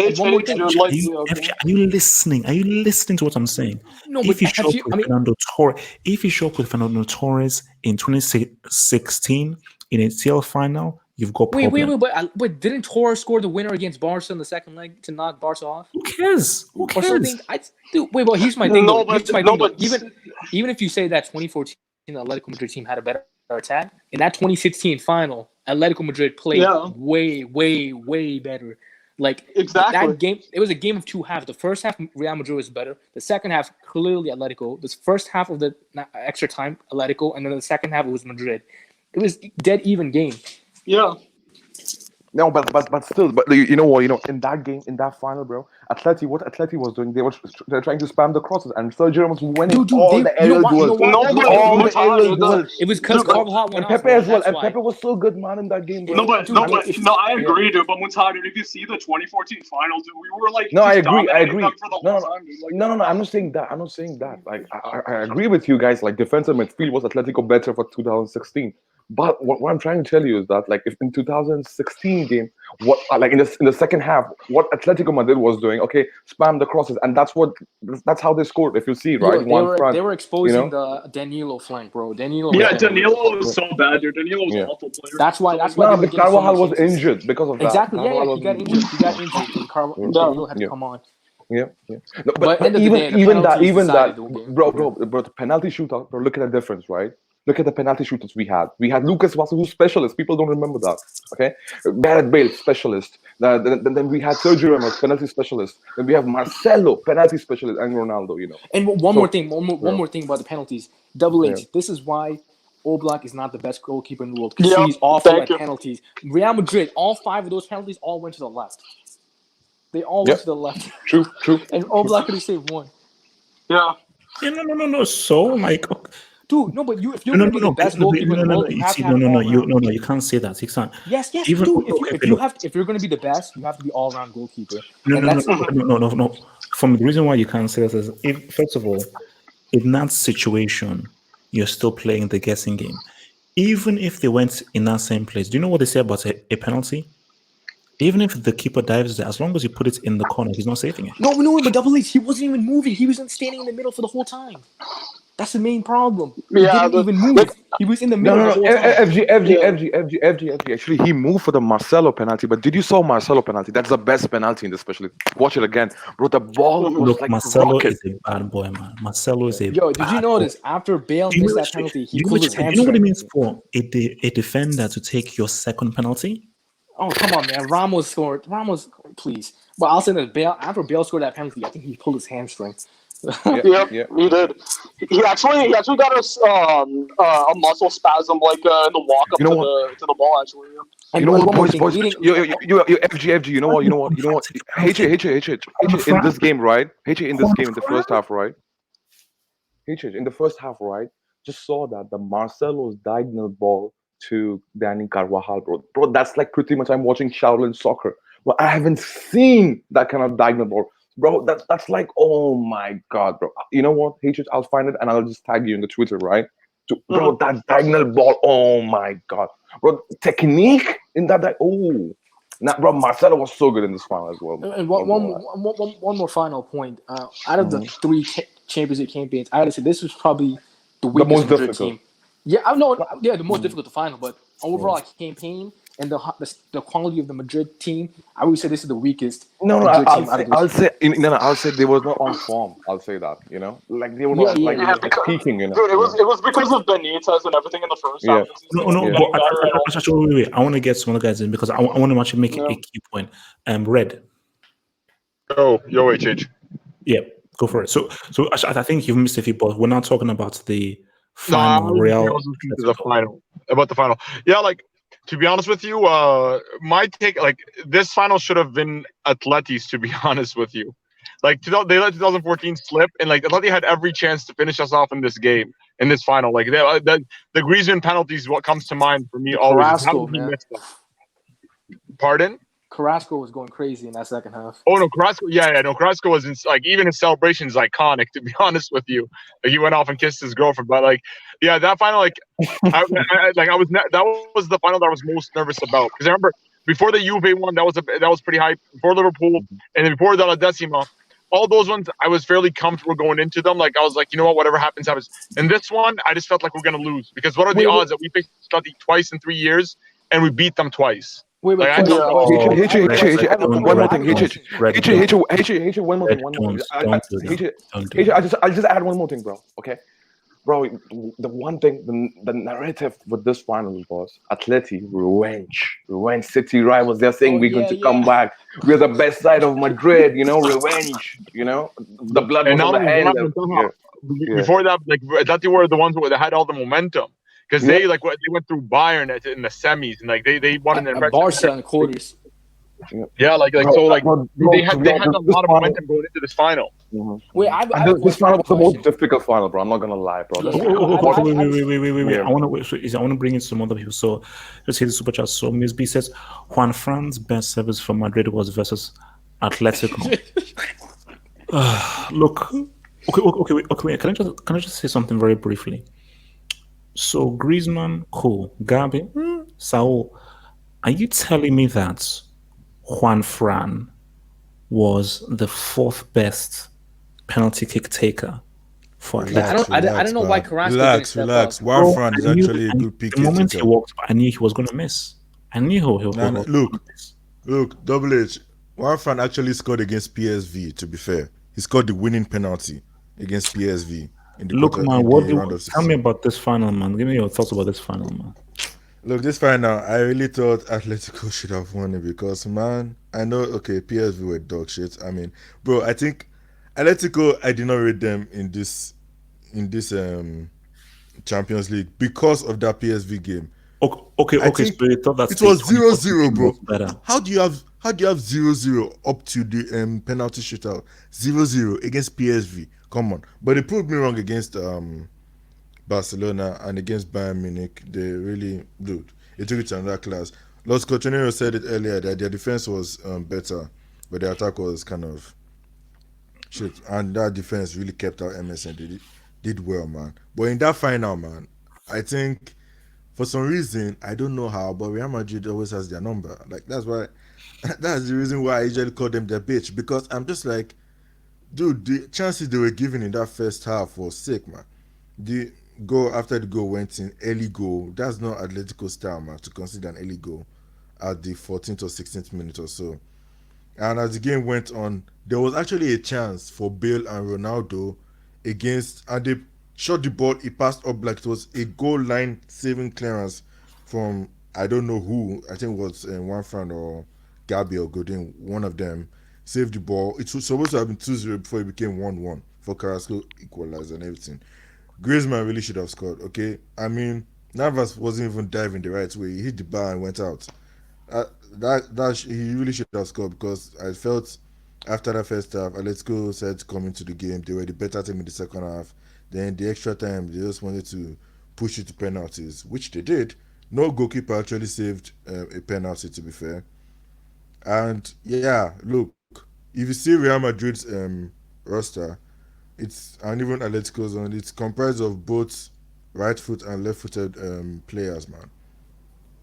Vasquez, Marcelo, and the fact that Vasquez actually went first was actually sick because he was kind of new. Ronaldo wanted the hero moment and he went last, man. That was sick. But look, against whose team you think is better, Atletico or 2014 or 2016? You guys, I think Atletico 2014 were actually better, but people forget that Costa missed that final. I think True. as the starting 11. Yeah, exactly. As the starting 11 of who started Atletico 2014 final, 2016 final, I think 2016 was better, to be fair. I think 2016 should have done it because despite their attack was not that great, they had Griezmann who was quite on form. He had scored against Barca, 2 goals against Barca. He was one that scored those 2 goals in the home leg to take Atletico through. He scored to take Atletico through against Bayern Munich. And in the final, he missed the penalty, but actually he took a penalty first. That was actually balls, to be fair. He actually had balls to take the penalty first, just like he missed in game. So you gotta credit that for Griezmann. Yeah, that's true. I felt Atletico really should have done. I felt Atletico really should have won that Champions League final because to me, after Bayern, they were kind of the second best team. Or, Gatlock, bro. But do you remember that Benzema in the second half he missed 1-on-1? We could have ended the game 2-0 over there. If you remember, Benzema, okay, it was slight, difficult angle to finish because, Oblak covered really well, but he missed it, bro. Because if I believe it's really like if Ronaldo would have get that kind of chance, he would have killed the game, bro. Because if you remember, I Yeah, think on pretty much. 78th minute or something like that, Benzema get the chance as well, and immediately he lose the chance, Benzema. No, I think that was and- Bill. I think that was Bill. No, before no. the, Benzema also missed. Benzema also missed. Wait. I actually do. I think Ronaldo had a 1v1 chance too, but he missed two. Wait. Quick question for you guys before we move on. And this is interesting. So if you're a coach, how do you do your 5 penalty takers? Oh, you don't. You let the players decide. It's that simple. You don't tell the players anything. You let the players decide. You can suggest them. You can advise them. Okay. What if you know who your best penalty taker is? Do you want it to go first or fifth? It depends on the team you're playing against, honestly. Now, look, I'll have the most confident player to take it first, and my best player to take fifth or third, whichever. No. You know what? HH, How do you know who is the most you know what, confident? HH, you know what I'll do? Yeah, it depends on for me- confidence sometimes, man. No, but HH, the problem is that if you send your best, for example, penalty taker. Okay, if you might miss the score, for example, that's what happened with us in 2012 semi-final penalty shootout against Bayern. 2 of our best penalty takers missed the chance as well. So I'll keep at last at least. You know what? Because if some of my players, if they miss penalty shootout, so like if they miss the chances, goalkeeper might have a chance to come back or something like that, and then our best penalty taker can finish the thing and level up the things. Oh, my thing Yeah, is, you see, double H. Hold on. For example, if you remember the last penalty shootout Real Madrid took in a major game, it was in Bayern 2012. Ronaldo went first and he missed. Yeah. That messed up Kaka, the yeah. Wait, Kaka missed again. That messed up the One more thing. I feel like if you have mentality your for the best, team. if you have your best penalty taker at the last, I think that shows more confidence that you're going to win the game, and let the best guy win the game for you. Maybe it's like a psychological thing. But bro, you know what? Once one FG, fan missed, it was over. You see, FG. If it's me, this is just me personally. My best penalty taker, you're going fifth. Yes. Yeah, same. Because you don't know how those 4 penalties are going to go. Because if I make them my best penalty taker go first, and we have the chance to win it, and it's a guy who I'm not sure of, that would piss me off. But I can sleep happy if we have a chance to win it, and my best penalty taker misses the 5th one. I'm like, you know what? It is what it is. But he was the best one. He missed it. But at least I put my guys in the best possible scenario. Now, if we miss the 1st and the 2nd, it is what it is. But I think it's smarter putting your best for the critical one. So Wait, so you're saying H, Griezmann I have a point, bro. H, I have a point, bro. Out of this list, right, there's 5 penalty shooters, bro. Every one of them is penalty specialist now. In this case, Ramos, Bale, Marcelo, Ronaldo. Look at them, Lucas Vazquez, bro. This guy's such a good penalty taker. If you like, Nah. According to, if I remember correctly, Torres was supposed to go last for Atletico. You see, Zidane is thinking like how I'm thinking. Out of those 5, Vasquez is probably the weakest worst. one. Yeah. So he's like, you know what? Ramos and Ronaldo are the last 2. Ramos and Ronaldo are very good penalty takers. So his mind is like, you know what? I'm putting the best one towards last. I'm putting the best one towards last. So, okay, look, let's move on. Let's you know what, H, you're right. You know why you're right as well? Because if you see Super Copa, right? The Super Copa, wait, what? Bro, you are right. You know why? Because if you remember, in January, in Super Copa, it was a penalty shootout. Was Atletico Madrid versus Real Madrid? Sergio Ramos again went last, bro, in that penalty shootout, something like that. Yeah. Yeah. No, I think let's look. Wait, when did Baggio? It's for me because if you go 5th or critical, the pressure is huge. Wait, the pressure builds up, especially when it is critical. When did Baggio go? Take the penalty in the World Cup in 90? What is it? Did he go last? I think he was either 4th or 5th because I know Brazil missed one. Well, I think he missed and they won. He missed and they won. No, Baresi missed it, bro. Baresi skied it, bro. Like, it was the first penalty taken for Italy, I believe. Yeah, Baresi I think Baggio missed the fourth one and Brazil won. Yeah. I think that's how. Yeah. But you see, I'm happy with that. If Baggio missed, because it was so shocking that Baggio missed. It was one of the biggest shocks in football history that he missed. So And that's what he's mainly known for, which is pretty sad. okay, let's move on. Let's move on. Finally, 2017. All right. Go switcheroo.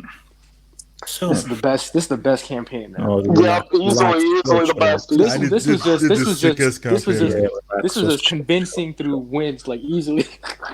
all right. This is Where are we? Bro, directly Awesome jumped to campaign. Bayern Munich game, bro. Directly jumped to Bayern Munich game, I'll say that. No. No, Let's we're start. talking about Napoli, dude. Let's talk about Napoli. Bro, Napoli. Let's actually start from the group stage. The group stage is Let's start good, from group bro. stage. This is funny. This is interesting. So Dortmund won the group.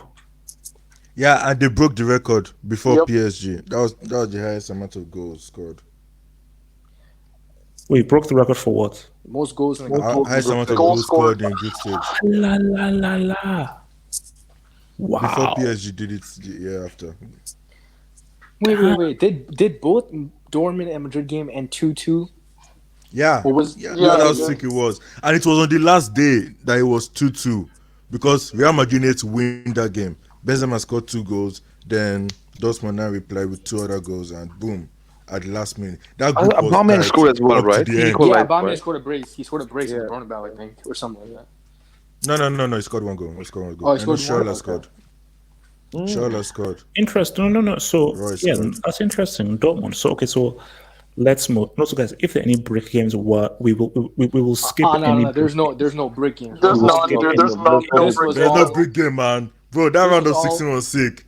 There was Dude, a let me go reconstruction first. on us now. Let me talk first in the Napoli game, bro. Let me talk that Napoli game, please. Okay, easy. There was Okay, so- PSG. man. okay, can I just ask, how the heck did Napoli get? What? No. The score is misleading. Let me explain what happened, bro. Look, the first leg. No. What is this? What's this?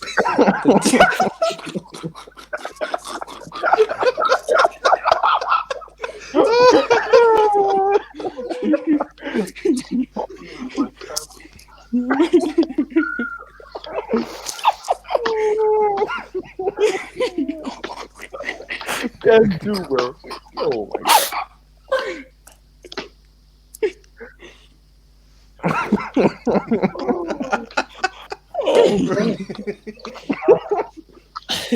No. That was so sad, man. That was sad. Three peats. I know. I get it. I get that it's the three peats. I get it's a three peats, but guys, what's in the bloody hell? How do you know? How do you get sodomized 5-1 twice? Twice. It's the same scoreline. Oh my god. Oh, that's bad. That's bad. Okay, so Gatlock, so Chelsea didn't make this sale. Martin, can you leave the 2012 Champions League winners alone? Please. Well, that's What do you guys remember of the? Oh of the yeah. I'll go Great first, man. game. I'll go Great first. game. Look, first leg, man, it was pretty simple, man. Napoli got a fluke goal because Navas came out, but other than that, was a Ronaldo masterclass. Madrid, that was Ronaldo's masterclass? In terms of perform, the first leg. In terms of Nah, bro. performance, that was I give him that, bro. But come Dude, on, man. No, he had like 7 dribbles All in of that us, yeah. Dude, he had a masterclass. Dude, all the players in had a terms of like masterclass. performance, like I would forget the goals. In terms of performance, that was the best Exactly. game in the whole campaign. This dude was like 2012 Ronaldo. But in the first leg, Madrid were really good. Napoli only scored that goal because Navas came out and Insigne scored that goal. But in the second leg, that first half, Napoli was cutting through Madrid. Ramos and Varane. Okay, so you're saying it was a Ronaldo masterclass. Yeah, in the first leg, but the second leg was different because Nah, I don't think it was a Napoli. masterclass, No, bro. dude. In Come that on, first bro. half, in that Come on, first FG, half, bro. You're Napoli- touching the sauce, man. Nah. That's FG, come on. There are You're many touching other at straws, games to man. come that you can praise No. Ronaldo. Not this, Bro, not no, this I'm round not of saying 16. no. I'm Not not this saying round Bro, of bro, 16. I'm not bro, saying he carried. wait. No, no, Wait, Insigne, wait, Insigne scored that, right? I mean, I think it was Insigne Yeah, or because Richmond. Navas. Yeah, Instant. it was an Yeah, embarrassing goal, Insigne, man. yeah. From Yeah. outside, After Navas that, was bro, off his line. you know what? I mean, that's what they did in the entire game. Then Yeah, no, but that's the but only the thing Napoli second, did. That but the second, Casemiro goal, that volley, man, that was oh Oh sick. yeah, my yeah, god! yeah. Thank you, guys, for reminding me. Yeah, Yo, but the come on, second man. leg, Guy bro, just in that whacked it first in, half, man. that second leg in the first half, Napoli was cutting through, man. But Ramos and Varane, they held it down as much as they can, and then Ramos, man, clutched 2 goals, and that just ended Napoli's spirit. Like if Ramos didn't score those 2 goals, I don't know if Madrid would still go through because Napoli was like literally bottling in front of goal. They had like 4 clear opportunities in that first half. They should have scored at least 2 goals in that first half, but they didn't. Nah, I It was- disagree, bro. Because no, dude. if you see, bro, Navas, bro, look at that game, bro. Navas was so clutch Double as H, well. this was the year of the prodigy as well, man. Yeah. This was the year of the prodigy, man. Oh, Yeah, I actually expected the dude. yes. 6-6. I can't believe he scored in all these games, man. Yo, this was a He actually season where scored my in all of them. predictions were going crazy. Yeah, they were He actually. I scored in remember. every single knockout game. He scored in Yep. every single That knockout was game. sick, man. I didn't expect that, man. Like, bro, I thought when I first 17. heard of the dude, I thought he was actually older He than was, us. I think, 18. Till I realized he was 17. He's coming to Madrid, by the way. He's coming to Madrid. So no, let's move to the quarters now. What was the quarters though? Was it Juve or Bayern Bayern? Munich. Don't you dare! Oh, hey, Adrian, I'm gonna start. Shush. Yeah. Shut up. I'm gonna start. I will start. Let me just go to the game. Well, I have to go talk about 6-1 first. Can you please let me go to the game? Let me go to the game right now. Okay, this is it. So who is it? Nicola Rizzoli. Or was it Victor Kasai? So He gave Vidal a Let me penalty, land, was a man. penalty. So first leg 2-1 to man, he scored 2 goals. What the Nah, he hadn't scored since like round second 2. leg. Since then, I Ronaldo remember was on the goal this drop. is the game. This is the game. What, are we talking about the second leg This or is the first the leg? game. So was someone sent off in this game? Yeah. Yeah. Vidal was sent Wrong- off in the second leg. Wrongfully. Wait, no. You know what the thing is though? Vidal No, should have it been sent wasn't, off dude, earlier. actually. Vidal should Yeah, have he been should sent off have. earlier. 47th So was minute, dude. Casemiro, 47th man. minute. It No, should no. have. No, it wasn't. No, it wasn't, dude. Look, I saw I the remember whole watching game. this game I saw. fully, man. No. I don't care what you remember, dude. I saw the whole game yesterday, dude. Casemiro didn't have even one foul worthy of even a yellow card in that game. Wait. I'll break The it down. penalty was so soft, dude. The penalty was so soft. And that foul on Ribery, dude, like it was. They were both going for the ball. He just pushed Ribery. It was so far away from the goal. How is that worthy of even a yellow card, dude? Like, Wait. Vidal, Can dude, we- Wait, can we break Go it down ahead. by each? Let's break it down by each leg. The first leg, only referee mistake was that referee giving Bayern a penalty, which was not a penalty, and Vidal missed it. That was the only referee mistake that happened. That was a clear game. Okay, Nah, and bro, Madrid should there have won was that a game in lot the of first leg. mistakes, man. No, in the first leg. it wasn't, dude. No. In the I'm just talking first about the leg? first Are you leg. kidding? There was a lot of mistakes for both The sides, first man. leg. No, in the first Oh, leg. in the first leg, no, Only first leg, Bayern no. got Guys, favored. Not the first, I was talking about second leg. Sorry, I was talking about wait. second leg. Sorry. No, guys, Yeah. guys, we cannot talk at the same time. We can't talk at the same time. So we need order in this. And I'm gonna go. So when I call you, you talk. When I call you, you talk. So we're gonna go with Montaha. Hit it. Oh, thank you, man. So, bro, like the game started, we didn't play with Varane as well, so it was natural. Varane was, I think, suspended or sorry, injury. Yes, because of like thigh injury or something like that. So Varane didn't play in that game. Why? I mean, Bayern started really well. I'll give them, okay. The first goal, Arturo Vidal, what a header, man. Like what a delivery as well for the set pieces. Nice goal. Second, bro, if you saw Carvajal, well, that's not even on the shoulder, bro. And he gave it a yellow card to Carvajal. And penalty. Vidal had the chance. I mean, I don't know why Vidal took the penalty, but he took the penalty and he skyrocketed it, bro. So that they missed one of the biggest chance, right?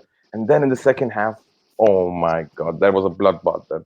We dominated left, right, center. I mean, what's his name? The Martinez guy, Javi Martinez again, red He card. fouled Ronaldo for the second Yeah, time. he right? fouled, and that was a genuine fouls, bro. That was a And clear red card. Yeah, that was the second. that was a clear yellow. red Yeah, card yeah. in No the first leg. complaints. Yeah, and that was like then he missed the second leg. We are heading towards the second leg now. Let's do a second leg, right? Second leg started right. I mean, the first half was pretty even. I'll say that. Okay, and the only chance Robin had and Marcelo saved on the touchline, if you remember from the header.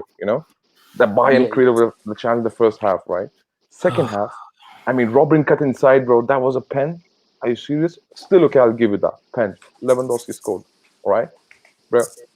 I mean, then you saw that, like, I mean, Arturo Vidal, right? What that guy was, bro. That guy was playing so rough, man. In the entire game, referee was keep on, coming at him. Like, come on, you're slide tackling, like giving him so many, chances, Then he gave him yellow again. There was a yellow. I mean, on Asensio, I mean, for me, 50-50, bro. Did he won the ball clearly on the slide tackle? Because that was counter attack. Did he really won the ball clearly? Like, no. That was like close call, 50-50. Red card. Ronaldo scored the header. Casemiro assisted him. 1-1. After that, one second. People say, "Oh, Bayern Munich was robbed," right? Okay.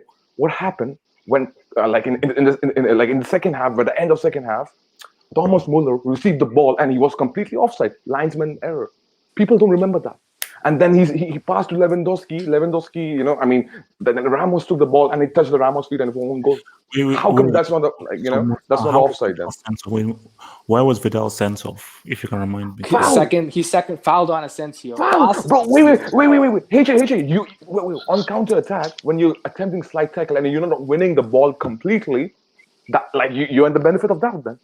I mean, how can you're telling me that? Muntaha, let me just respond by this though. I'll say this, that foul on Asensio didn't deserve him to get a second yellow card, but before that foul, there was numerous fouls he did, which should have gotten him. He should have been sent off sooner. That's the main issue I had with Vidal in that game. Yeah, he should have been. If he got sent off sooner, that entire game changes, and that whole Casemiro foul wouldn't even happen.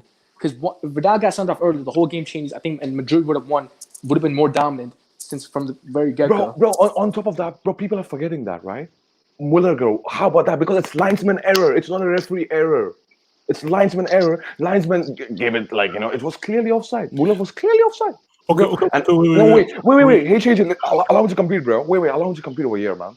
Okay? Game went to extra time. Okay, Ronaldo get the flipping, offside goal by the same linesman. Okay? If you remember Ramos' long ball, ball to Ronaldo, and Ronaldo scored it, Did you saw that? That was the same lineman, okay? Yeah. And with the Marcelo, you know why I'll say that? It's about accuracy. Because the Marcelo, he dribbled past, he did some attempted roulette or something like that, dribbled past the defenders of Bayern Munich, and when he was one-on-one with against Manuel Neuer, he saw Ronaldo was in line with him. That's the precision then. We don't have VAR at that time, and it was close with Ramos and Ronaldo. Marcelo and Ronaldo. And Marcelo passed and Ronaldo finished him. Then Asensio killed the game then. Yeah, go ahead. Okay. So I mean, before I come to you, I was going to say, Aaron says, really enjoy these throwbacks. Yes, we will be doing Inter Milan for sure, which was clean. I know they did. Barca got a goal wrongly outside. Just relax. Vas. Okay, so actually, the only half over the two legs that Bayern were actually better than Madrid, you can say, was the first half of the first leg. That's it. They created two chances actually in the entirety of the tie, and both of those were cleared off the line by Marcelo. Mutala mentioned one of them. The first major chance they got was at the very beginning of the second leg. I think that was Thiago. Marcelo blocked it in the mouth of the goal. The second chance was in somewhat in the beginning of the second half of the same game. Like Mutala said, he cleared it off the line. That was by Robin. Other than that, Bayern didn't create any chances, dude, at all. And the stats back it up, because if you see the stats of the second leg, I think Bayern only had one or two shots on goal in the whole game. I mean, Madrid was completely dominant. The thing is that, dude, you have to give Zidane a lot of credit, dude, because the tactical acuity at which we played this game, is so underrated, because it was all calculated risk. We defended narrow. That allowed Bayern to have space on the wings and everything fine when they're going on the attack. but then they crossed it. But we locked up Muller and Lewandowski so well over these 2 legs. They didn't do anything, dude. They didn't create anything. And then the thing is, when Bayern just kept throwing numbers forward. Like I don't know. Like the thing is that Vidal, like by not falling for their trap, right? Because Bayern, like their strength comes from the wide areas. They play with 2 wingers and they stretch out the opposition horizontally. That creates space for their middlemen, the likes of Muller, the likes of Lewandowski, the likes of Vidal. But the thing is, we didn't fall for that. We defended narrow and we congested the space. That brought Ribery and Robin, who are inverted wingers, in so tightly. There was at some point, like in the second half, or like the second half of the second leg, I think Robin was able to give like a yard pass, like, you know, over the distance of 1 yard to Ribery, like on the center of the pitch, because they were pushed. Our like back line was so compact that they were like pushed so close together. They were so close together. And the thing is that when we went on the attack, you know, Bayern, they pushed up really high because they were finding it hard to create chances. When we went on the attack, our combination play, especially in the second leg with Isco, I mean, we were just like overwhelming them, dude. Like, I mean, dude, Marcelo, Philip Lahm, dude, I understand why he retired, dude, because Marcelo made him look so average. Yo, didn't he put Robin on the floor? He put Robin on the floor, dude, and he made Lahm look so average. He was running past Lahm and Thiago so easily in that second leg, dude. Like, Marcelo was unstoppable in that second leg. That was the best performance, like over 90 minutes by a left back I've seen in this decade. Like, you have to like go to Ashley Cole in the 2000s and Roberto Carlos in the 90s to find like such a performance by a left back. I mean, like, this is like an amazing like team performance. The combination play with Isco, I mean, like, there was one moment where Marcelo plays like a simple pass to Isco on the flank. Isco like sucks the Bayern players into him because he's so good at holding the ball. They're trying to get the ball off of him. He does some crazy reverse pass and like plays in Marcelo, who's in acres of space now. And we just keep creating so many chances. We cut them open so easily on the wings. Like, other than Ronaldo, who scored the goals, the best players for Madrid and, you know, on the pitch over the 2 legs have to be Carvajal and Marcelo. Carvajal, I remember Rahimski said exactly this. So, like, shout out to him if he's watching. But Rahimski said exactly this. And in your post-match of the first leg back in 2017, Carvajal ripped open the flanks. Like, I mean, people say Lewandowski missing, you know, because out of injury the first leg. That made a difference. It wouldn't have changed that. It wouldn't have changed the ease with which we were opening up Bayern on the flanks, the tactical, like, acumen that Zidane, like, knew, okay, the positioning, okay, this guy's going to be here. You know, like, you know, the Bayern's defense will be, like, the anticipation of what he did, the tactics, you know, the placement, you know, the movement. Like, I mean, we were creating so much chaos. And if it wasn't for Neuer, dude, like, from even before Martinez got sent off, if it wasn't for Neuer, like, making those saves, I mean, we would have scored 5 or 6 goals in that first half. I'm not kidding. Like, the first chance of the game, the tie, fell to Madrid. It was Benzema's header, which hit the bar. And I will say this about the refereeing decision. Up to the point where Vidal got sent off, it felt like a robbery for us, because up to that point, every major decision in the game, was going Bayern's way. The fake penalty in the first leg, okay, yeah, you can say the red card, that went our way, but they got a fake-ass penalty. Thank God they missed, because that was justice. Second leg, the penalty was against Soft. Okay, Lewandowski was offside. Like, every journalist, like, read, you know, like, you know, some of the blogs, like ESPN's, like, articles about it. Everybody said Lewandowski was offside for that second goal that Bayern scored. They didn't score a proper goal, like, open play goal. No, dude, they were off. Dude, Lewandowski, both of them were offside. Honestly, dude, you can see, like, see, like, the reviews of it. Quickly, fast, round up, because we have to let all of that speak. Yeah, dude, like, overall, dude, like, we were the better team and we deserved to go through, dude. We created so many chances throughout both the legs, dude. We were the better team, so that's Okay. it. Like, we deserved it. Okay, let me just hit the super chat before I come to Abdullahi. So Adach3, thank you for the super chat, says 16-17 club had the group stage goal record with Dortmund. 17-18, he had the most goals in an entire Champions League campaign with Liverpool. Is that true? Wait, no, Klopp wasn't the manager. No, like 17-18. Wait, 17-18. I mean, he's right, because Liverpool scored the most goals, because the front three of Salah, Mane, and Firmino. Wait. No. I mean, I'm talking about Liverpool in 17-18, because Salah scored 10 goals, Mane scored in the final, which was 10 goals, and Firmino 10 goals. So the front three scored 30 goals overall in the campaign in Champions League. Yeah. No, what about 16-17? Was Klopp the manager for Dortmund? No, 16-17 was Klopp. No, Klopp wasn't a manager. It was Thomas Tuchel. Yeah. Yeah, it was Yeah, Tuchel. yeah, yeah, yeah. Thomas Tuchel, Thomas No, Tuchel. but still, though, again, that's a damn good record, man. So you're saying 17-18, Liverpool scored the most goals or the front three?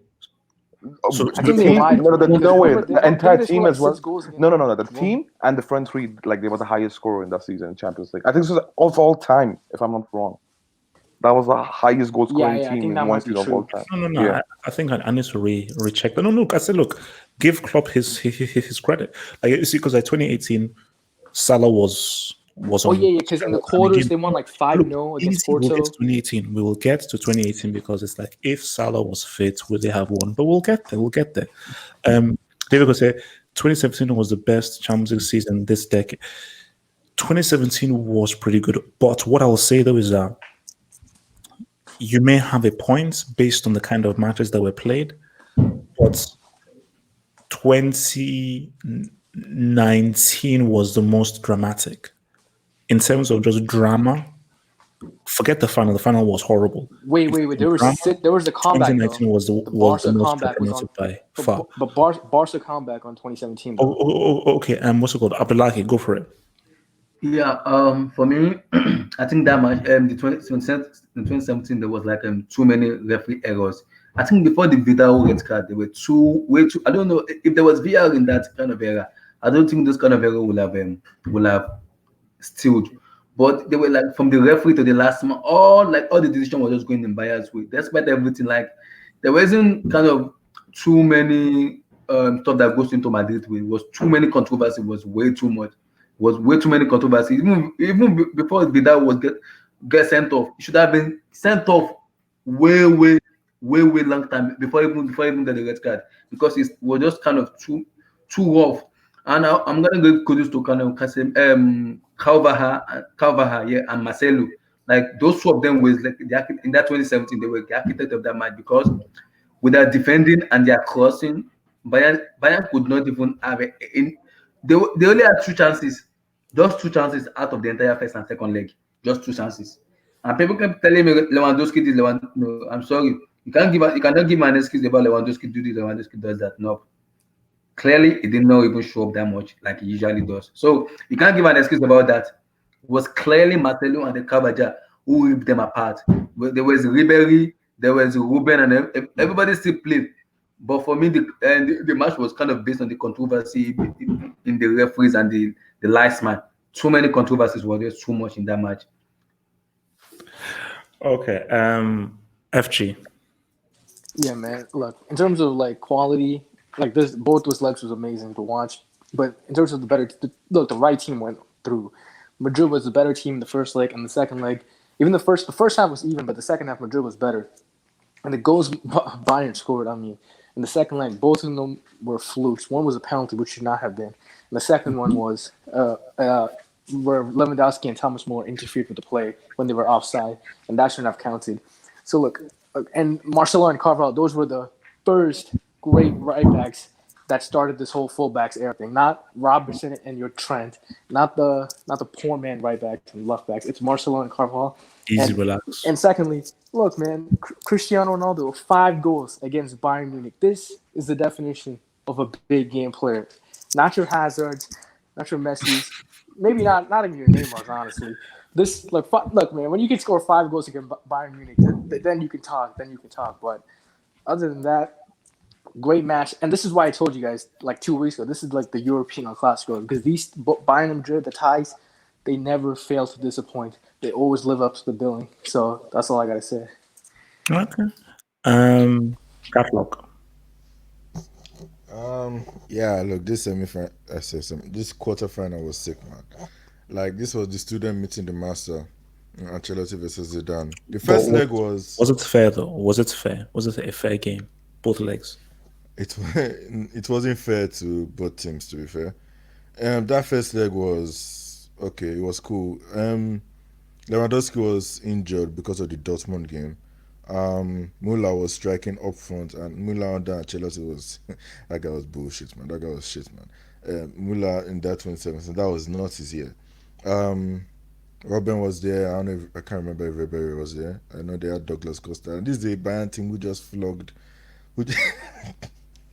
So Yeah. just keep We thinking know. about it. We saw they Um, floored them and they spanked them. yeah, I think the only team that was happy with Real Madrid's win was Arsenal because of that was their kind of comeback, whatever, revenge. But look, I won't lie to you. That year, I was hoping Real Madrid would lose, man, because I did not want anybody to go back to back, nothing personal or anything. And I felt Ronaldo was overrated. Only 2 goals, come on, man. But look, like I said, he changed my mind in 2016. And that 2017 just cemented it, man. Like seriously, 5 goals against Bayern Munich was sick. That second leg was look. Muller and Lewandowski, yes, they were offside. That Robben, Robben goes down easily for penalties, so we don't know. If it's only Robben that will tell us if that was a penalty or not. But on the looks of it, it looked like a penalty. It was. Then Lewandowski converted it. Then we came to Ronaldo scoring, who was actually a bit. Ronaldo, he didn't show up that much, but the guy put it in for 1-1, 3-2 on aggregate. Then, look, Lewandowski and Muller, they were offside, man. Because they were the one, after that ball was crossing, they were the one that hit the ball to Ramos to score the own goal. VAR was there, that would not be an own goal, that wouldn't have counted. So, yeah, that goal shouldn't have counted, but it tied the game on aggregate. Vidal should not have been sent off. That he got the ball cleanly from That was Asensio, harsh, should not man. have been sent That was off. harsh. Wait, That was did harsh. he get sent off to me, after? Did he get sent off after that goal or before? After. It was after, Oh. trust me. It was after the game was tied up 3-3. And dude, to be fair, in that game, Bayern Munich came in with injuries. Boateng was struggling with injuries. Hummels just came back from injury, and I think he wasn't even supposed to make it, but somehow he did. Neuer was the star man to me in that first leg, and even a bit in the second leg, man, because Neuer was the one that kept Bayern breathing. To be fair, because man, he saved a lot of shots that were on target because Real Madrid dominated. Overall, Real Madrid dominated Bayern Munich, and I think, yeah, you guys were right. Bayern only had 2 shots on target. Wow. In that whole second half. I mean, that whole second leg, which is kind of wrong, man. Because I know Lewandowski was injured, but I feel he should have, done something. Then went to extra time. Ronaldo's second goal in that time was offside. It was clearly offside, man. It wasn't even a debate. It was like a yard offside. I don't know if I don't even blame the referee of that game, except for the Vidal sending off. But the linesmen were horrible. Thank you, bro. To get like two major goals wrong. They to me they killed the game. The game was already cool to begin with, but they destroyed the game, man. To get many errors, man. That was just sick. Okay. I mean, the Ronaldo's third goal, I can understand that one because that one was tight. And to be fair, what Marcelo did to get that third goal, man, that was sick. Because the guy had to loop the ball over somebody, he jumped over somebody there and controlled the ball. He literally put it on the plate for Ronaldo. Marcelo's that dude, man. That was and that Asensio, sick. And he was the man of the match. He was the man of the match of that game. If it wasn't for Ronaldo's hat trick, he was the man of the match. He was sick in that game, man. Asensio's goal was amazing. Asensio's goal was. Can I jump in real quick? I just have one last thing to say, dude. Like, about the injuries. Like, you were spot on about Bayern's injuries, dude. But I don't know how this reflects on Lewandowski, dude, because we were missing both Varane and Pepe for both those legs, and Nacho shut Lewandowski down. So, HH, you can do with that what you will. But I just thought I should state that. Okay. So, we now move to the semis. This game. Another hat trick, man. Another hat trick. What can I say? This is Doublet. You really wanted to do this video. Let's skip over the first leg, man. The first leg, we all know what happened. Ronaldo hat trick. The second leg was when. Okay, look. No. Okay, look. Let me talk. Let me just talk. Hold on. His hat trick against Bayern was left foot header and right foot, right? Okay. Let me just. Yeah. Perfect hat trick. Easy. Let me just talk. You see, like, you've got to hand it to this dude, man. A hat trick to pop off the first back hat tricks. Yeah, I mean against that is Atletico Madrid. but see, I think this was the season where I was like, he almost single-handedly won them the CL. For me, this was the season. Like 2016, I was like, this was the season where like, okay, I think this was one year where this guy was just on a goal-scoring rampage. And I believe, yes, this was the one where Benzema did that crazy skill for Isco. In the second leg, yeah. That was, I could not believe how he passed those guys, man. Like seriously, all of them should go and turn in there. Because if you look at the status of this man, Saul, then a Griezmann thing, they were close. Under 20 minutes too. They were 2-0 up. That's crazy. They were 2-0 up after 16, so they're close. But just that goal, you see, that was clutch. What Benzema and then what Isco did, because that Griezmann goal should have been retaken. What Benzema did that Griezmann penalty should have been retaken. It was a double touch. Oh.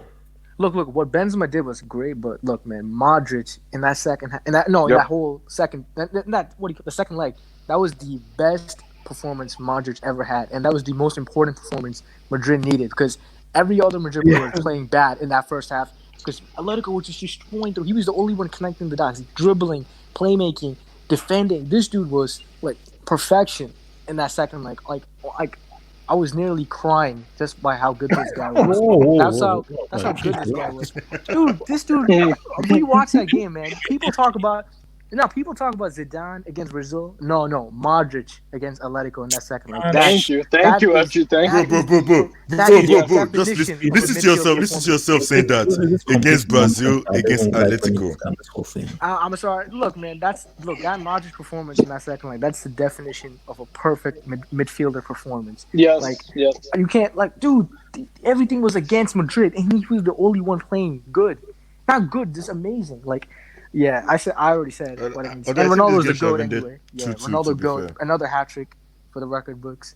Another big game and another performance. No, but HJ, but you have to also recognize the Atleti, the way they came back.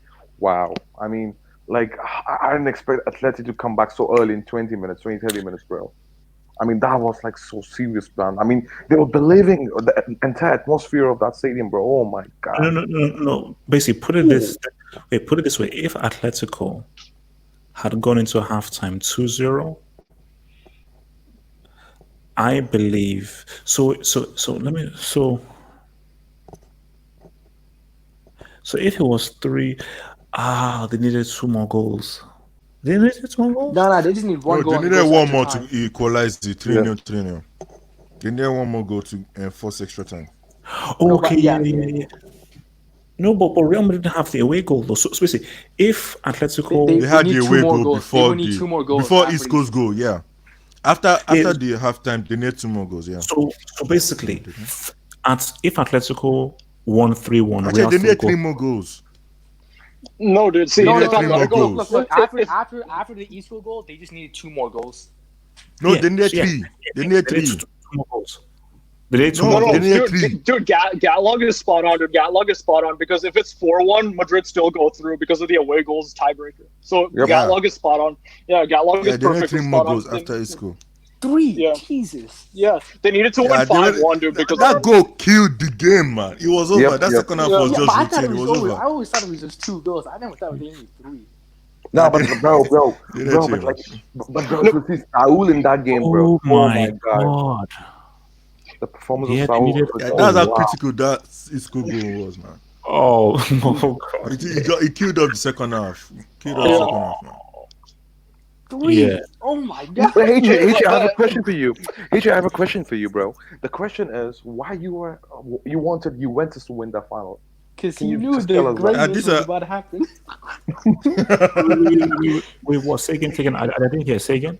So why you were so desperate for Juventus to win the championship? Dude, Juventus had an easy path too, bro. Oh, wait, man. FG, man. Let's because Ronaldo played for the other team. Can't you see that now? He doesn't want Juventus to win. No, I disagree, dude. HH was rapping like Madrid. One at a time. Let everyone have their say on this. So, has everyone had their say on this game before we go to the final? I think what I said. No, I still have something. Go ahead. Okay, go ahead. Go ahead. Oh, it was, dude, and like, yeah. To see, and another thing is like this game actually could have ended 2-2 because Ronaldo. I mean, I don't remember if you guys remember, but Ronaldo, like right after a corner, he actually scored an onside goal, but it was wrongfully given offside. So it actually could have ended 2-2 because we actually scored a second away goal, which shouldn't have been ruled out actually, and we were the better team in the second half, to be honest. Yeah, but that's pretty much all I have to say. Okay. Abdullah here. Any few final words on this game? Nothing much. It was just dominated by Ronaldo. I think the Isco goals killed. This Isco goal in the second leg killed the match. Yeah, no, I was key. Okay. It killed everything. Yeah. Hey, bro, please address my question, bro. Please, man. Oh no, I will. No, that's what I'm going to right He's now. avoiding like he did with the post-match video. So okay. Oh God. So look, Yo, again, another brace. FG, I swear to you, FG, if you speak one more time, I'm gonna throw you out of this Hangouts, bro. Wait, yo, Double H, just tell me where you were. Just tell me where you were. Just tell me where you were watching this game, bro. This must be embarrassing. So, this was billed as the unstoppable force against the immovable object. You were the favorites heading to this game by the media, by the way. My thing was, Yeah. you have to remember what it was like 2017. Shut down MSN by Juve. 2016, they had only just about won. Nobody had ever defended their title.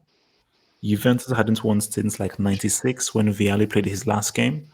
And I was like, you know what? Real Madrid, you've won your CL. You've won 2014 and 2016.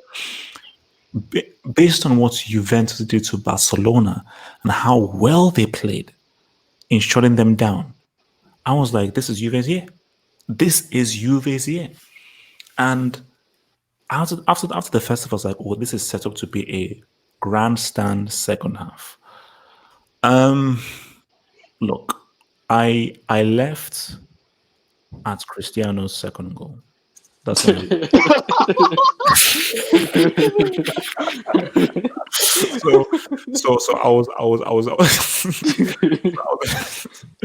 so I was in the pub and I went to score the second goal. That's when I don't know what happened after the second goal. Yeah, guys, talk, man. Say, just talk. Yo, wait, I'll say this, man. I did not. Wait, I'll make it simple, man. Heading into the match, I did not know how and why the media was saying Juventus were the favorites. No, I did not. I don't understand.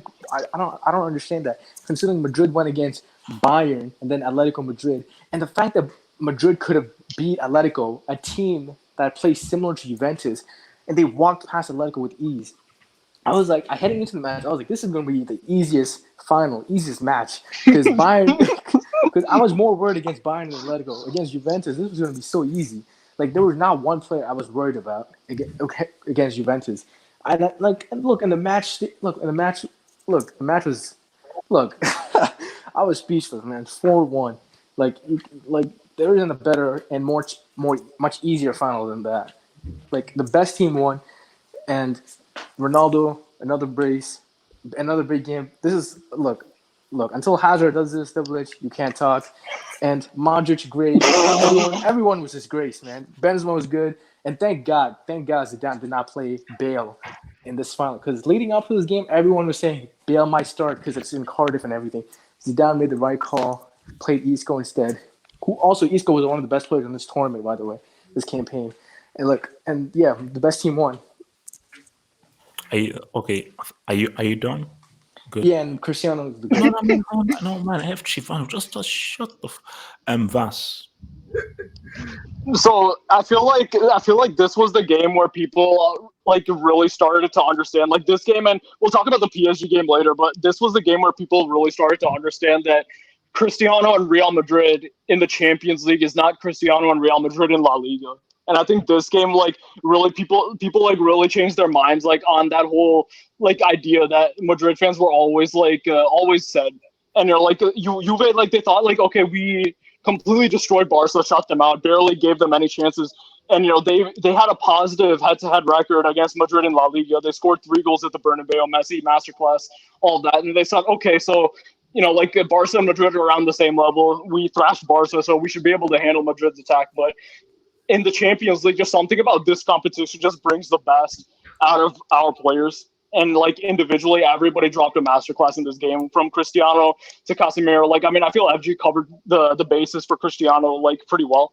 I wanted to like highlight two players, Modric and Casemiro. Great assist for Cristiano's goal, but there was a moment in that match where Casemiro tackled Alves. Okay, he won the ball back, but it then fell to another Juventus player. Casemiro then tackled him like 2 seconds later, and then like the ball fell to Modric. So basically, he committed like 2 successful tackles in 2 seconds, which was like pretty insane. Like, I mean, this guy's like clearly the best, DM, of the last 10 years in his position. You could say Busquets is the more technical footballer, but I think Casemiro, like as a DM in this position, he's probably just more well suited to the role because of the way he covers space, the way he defends, his ability in the air, his tackling ability, and the clutch factor as well. Because that was one of many clutch goals that Casemiro scored, and it was a great way to wrap up the Champions League campaign for him, because he scored. It was his second memorable goal of the campaign since that Napoli volley, which was probably one of the best goals he scored in the Champions League that season. But just I think the midfield diamond, Casemiro, Modric, Cruz, and Isco, and the fullbacks in this game, like Carvajal had to handle Mandzukic and Alexander like 2v1. He still ended up getting an assist in the game, which was amazing. Let's give Juve some props. It's hard to, but that goal, the sequence to the build-up to Juventus goal, and the goal itself was amazing because right from the first pass, the ball didn't actually touch the ground. Everybody either they juggled it or and they volleyed it and until it reached Mandzukic. Mandzukic hit his chest. He turns around and then he bicycles it in. Okay. Great goal. Yeah. Wait, one more. Chiellini. No, wait. Easy. Let me just hit the super chat. Easy, relax. From Martin Rosario, the famous final LL didn't do a post-match video. Now, look, I accept the insults for me, and yeah, I feel like I was very unprofessional. But look, I'm a very emotional person. I wear my passion on my sleeve when it comes to football. That hangout would have done like 20,000 views. I know, no, FG, I know, but see, this is when you realize that I am what I am. There was no way in hell I was doing it. Literally, when Cristiano scored, I left the pub. I walked all the way home. I was cursing to myself. I didn't turn on the TV, didn't turn on the internet, and I literally did not see anything for football for maybe the next day because I was sick to my stomach. I was sick because I was so convinced that teams don't defend the Champions League title. It's always a new team. They're not going to defend the Champions League title. So I was just so angry and pissed off that there was no way I was going to. No, it wasn't happening. So wait, I mean, Double H, you should have known Madrid was going to win when Juju Man said Juve was going to win that final, because this dude had the opposite effect. And that's during that year, everything he said, the opposite happened. FG, dude, the hilarious part about that is, Juju Man was initially a Madrid fan. We lost the Clásico 4-0 in 15-16. He switched to Bayern, and since then Madrid went on a three-peat. That's the funny part. One more thing with the whole Juve thing. Chiellini, he released his book recently, and he recently said that there was no fight between Dani Alves, Bonucci, Allegri during the dressing room in the halftime. So all the people complaining that Juve lost the game because of that, no, it didn't. They didn't, because that never happened. Chiellini confirmed it.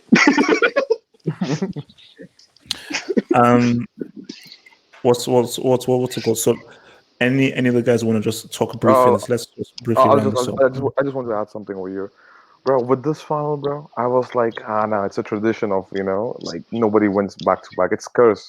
It's like kind of World Cup curse, Champions curse of World Cup. It's like, I think we played good this season, but Juventus. Bro, they only conceded one goal in knockout rounds. That's also two Mbappe's goals. Was it 2 or 1? I don't know. One, just one. I remember it's just one. It was one, dude, Mbappe. Yeah, Mbappe, that's it.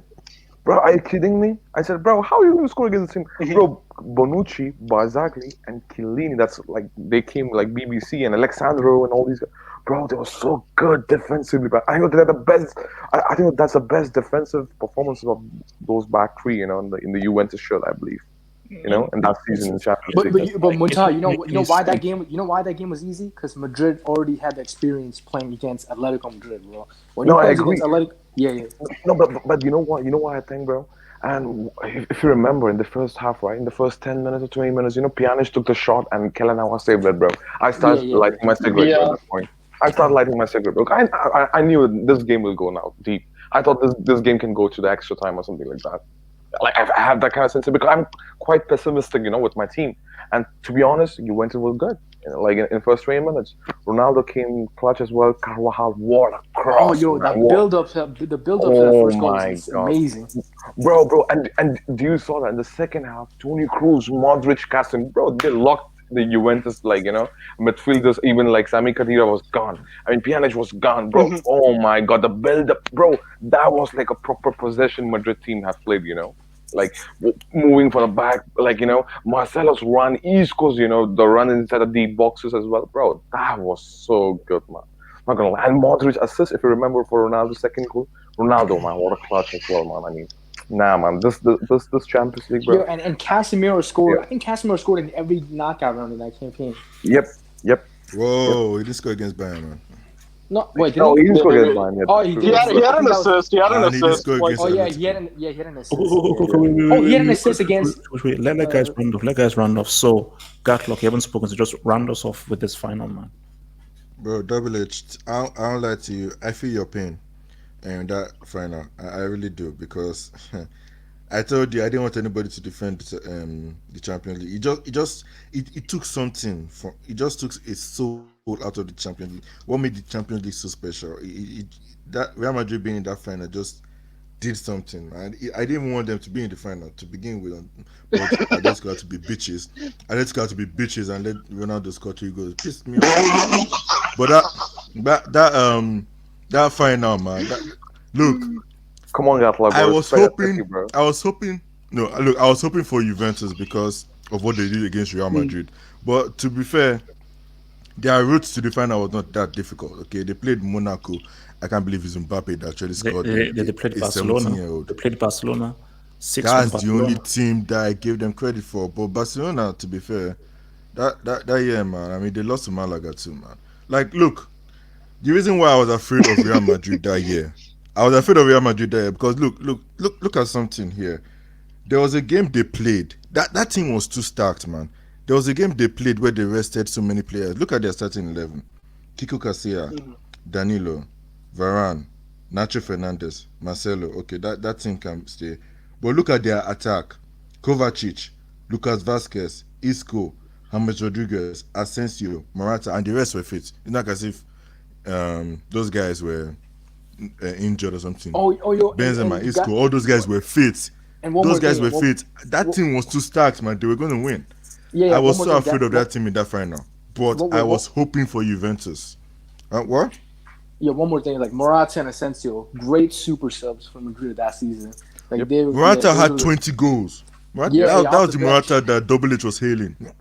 No, but he came off the bench. That's why he scored all those goals. So. But yeah, No, Morata, Morata. Wait, in that season against Villarreal and all those teams, bro, he scored like winning goal, bro. Like he was like clutch goals, man. Yeah. He got Madrid. He saved Madrid points. That Morata was like so good, man. I mean, that guy was so good on the ball, headers, shots, everything was so good, like, man. You have no idea. I was waiting for Real Madrid to lose again, but they didn't, and they pissed me off.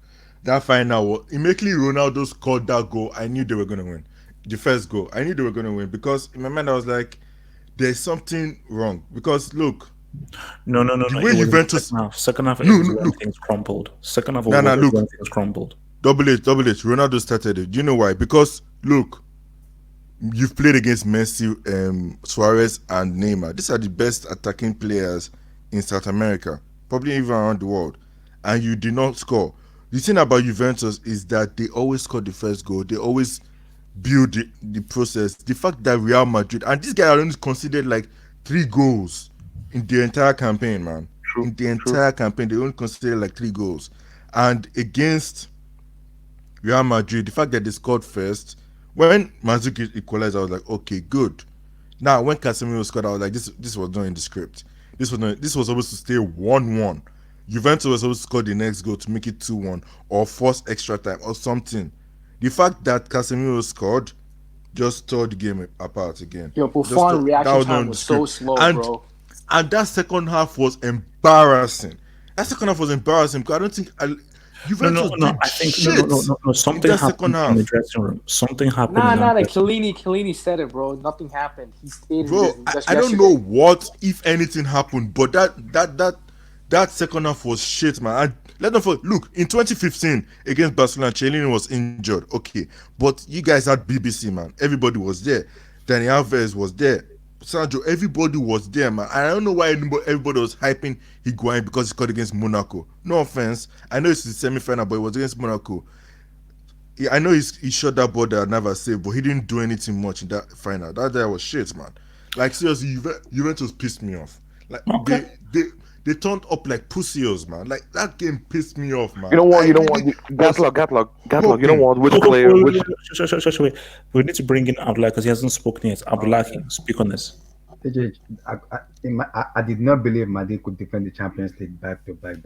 No one did, man. I did not believe. No one did, man. It was. I was watching the Madrid game when it was like one in this 2016. I was like, is Madrid gonna win it for the third time again? Madrid, please just don't. Someone has to come in and just stop this guy. Just stop this team and don't let them win this anymore. Because if they win this, it's gonna be an history for life. For Real Madrid, it's gonna be an history for all other fans. It's gonna be like, what the hell is going on? Are they really the best team? Immediately, Ronaldo scored the first goal. I was like, my goodness, here comes again. Here comes Ronaldo. When Madrid, I was like, oh God, just let someone just win this. Just let someone win this Madrid and let everybody have a rest. When Casemiro scored the change, man, I was like, it's done. It's over. It's over. It was literally over because I knew Real Madrid would win. Because in Champions League, Madrid are different. They are different entirely.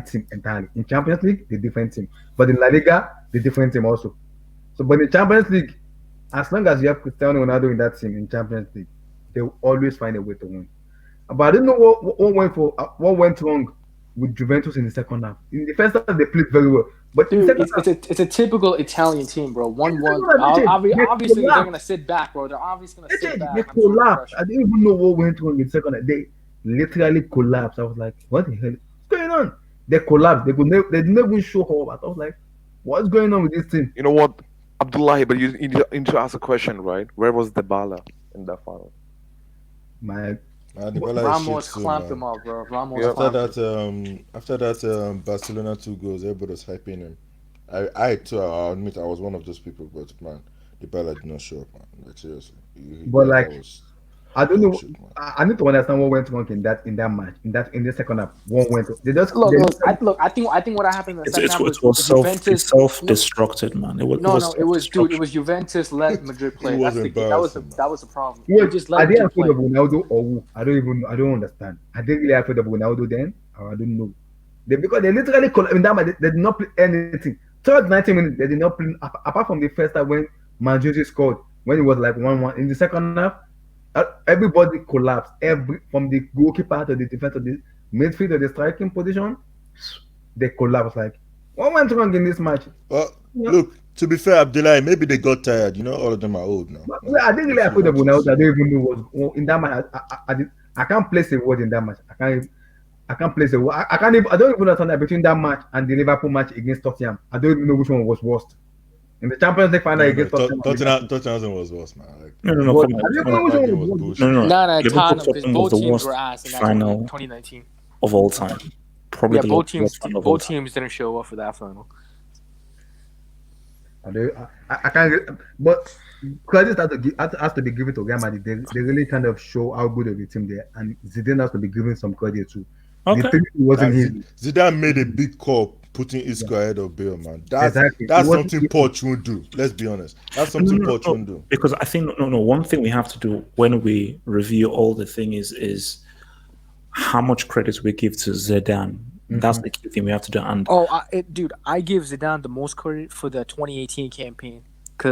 And we're easy. That's a perfect segue because we now go to 2018. So I have the question for you, but maybe after you're done with this. Okay.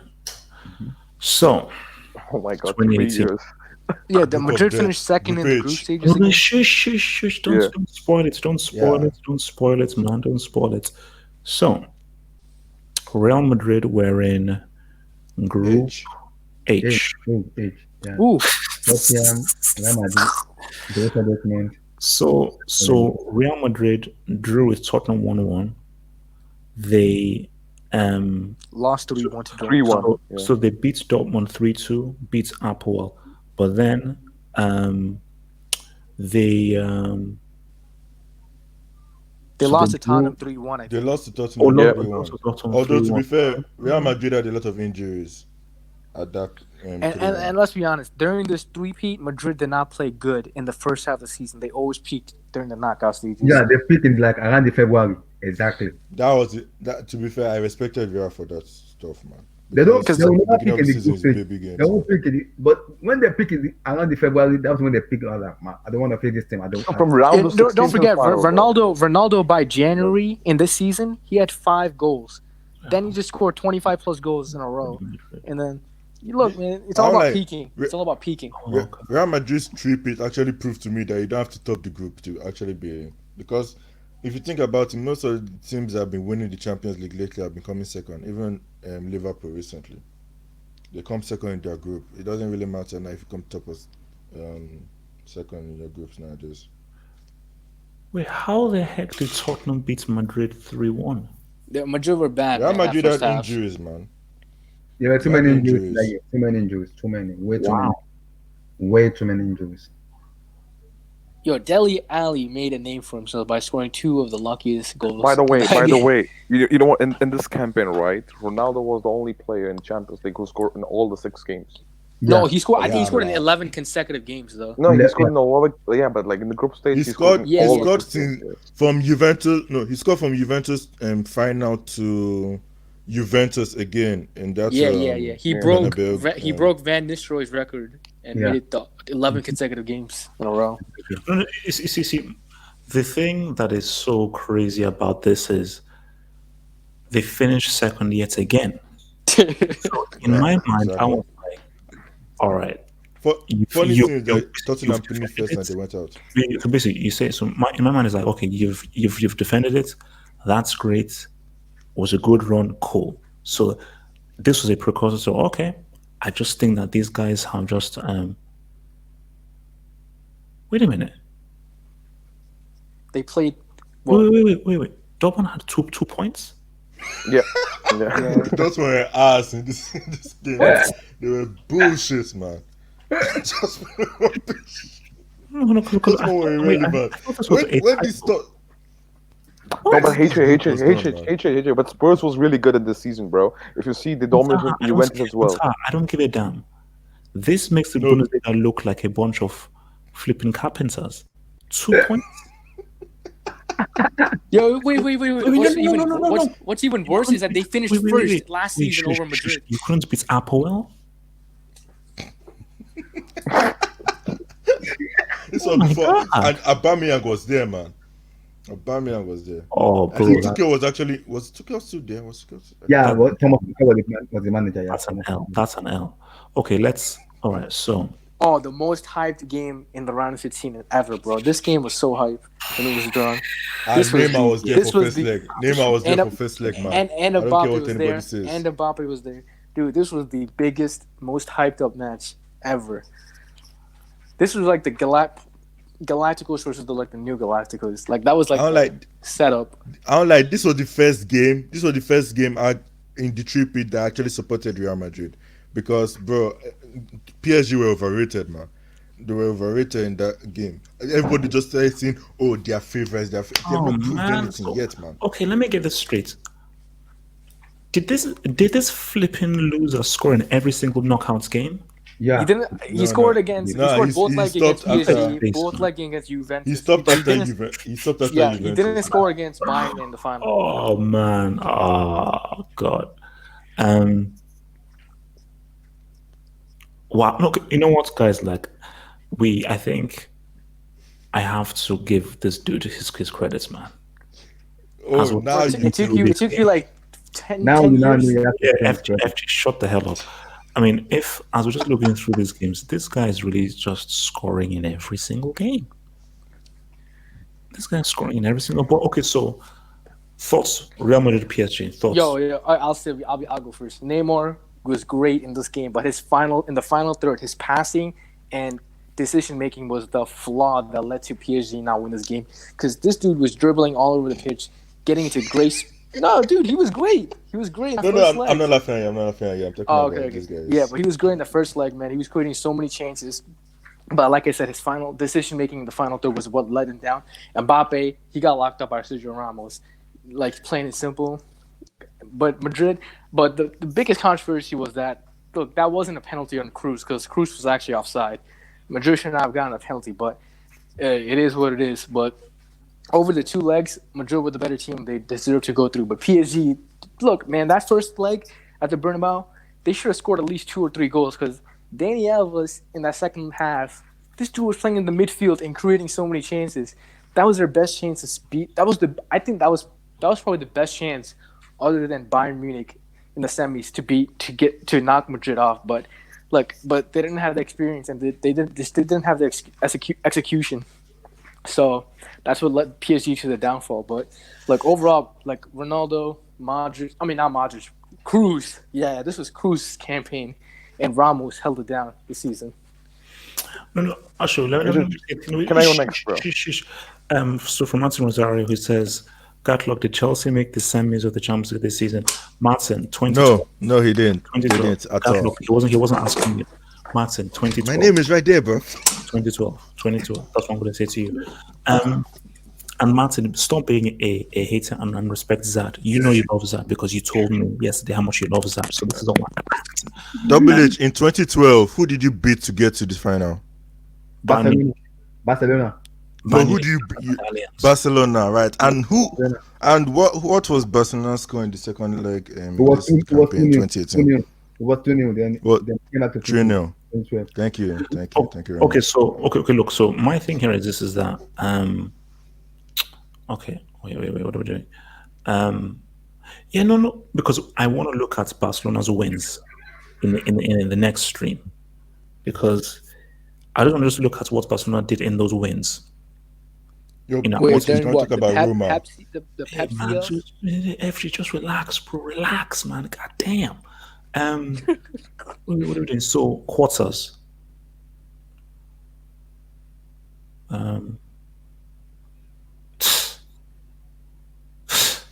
There he goes again, man. There he goes. Oh my god. Bicycle kick, bro. Oh, bicycle. No. Let me stop. Standing ovation. Shh. Please, everyone will talk. Just let me land. So, first of all, this is obviously the superb goal, amazing goal, one of the best goals in Champions League history. 2 goals yet again. Now, Juventus, how much do you have to be a bunch of losers to get lubricated at the crib? That's embarrassing. That's completely and utterly embarrassing. Now, at this point, this is when I was starting to get a bit scared, because I was like, okay, this is eerily similar to things. Because in my mind, it's like, you've defended it. Now F off. Okay, you've defended it, now F off. But when I was seeing this, I was like, wait a minute, these guys have just lubricated last year's finalists at their crib. Paulo Dybala, we have to have a conversation about that dude. Because he's balling now, bro. He's balling now. I don't give a damn whether he's balling now. But I just want to say one thing, bro. After the Ronaldo first goal, right? In the first half, right? Paulo Dybala was on he almost scored the goal, bro. Look at the block of Ramos, and the game was even. The game was even. Yeah. Got a red card in this to be game, honest, bro. Juventus To be honest, game. we are playing more conservative in this game. If you see that, we are not attacking like how we play like fluid football now. It wasn't like that. We were playing more conservative approach. And I mean, Dybala and for me, Higuain, bro. Okay, he took the shot and Keylor Navas with a clutch save, but he missed it. To be honest, that should be goal as well for Higuain. I bet Higuain's overrated, man. I mean, come on, think about it. Look at the teams he scores against: Monaco, Tottenham, I mean, come on, like, Yeah. dude, Higuain is overrated, man. That Juventus game. No, but I mean, Overrated. he took the shot on target. Not gonna lie. But Kayla Okay, was. I mean, what a congrats. clutch save. Look, Oh, almost okay, doesn't okay, kill wait, the wait, ball, okay. man. No. Let me just finish. So, second leg. Now Juventus. This was a great comeback from them. We need to speak about Mandzukic and how clutch Mandzukic is. Because Look, man, Mandzukic top needs to 10 give best him big game more- players. FG, let me talk, man. Let me talk. Please, let me talk. Need to give credit to Mandzukic and how he comes in clutch. And when Matuidi scored that, I was like, my God. Now that's what you call a fight back. I was so prepared for that thing. Michael Oliver. You see, Cruz, long ball, Ronaldo header, that Vasquez just one annoys me. penalty. No. Please let me talk. Please let me talk. This thing that just annoys me. Just let it go to extra time. Don't be a dick. Don't be a dick. Like Michael Oliver. Michael Oliver, you were being a complete dick.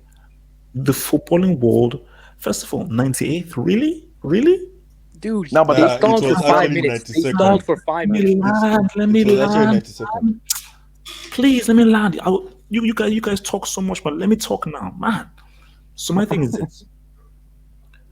First of all, that's stupid. 98 minutes, that's just stupid. So let me look at that again because that's just stupid.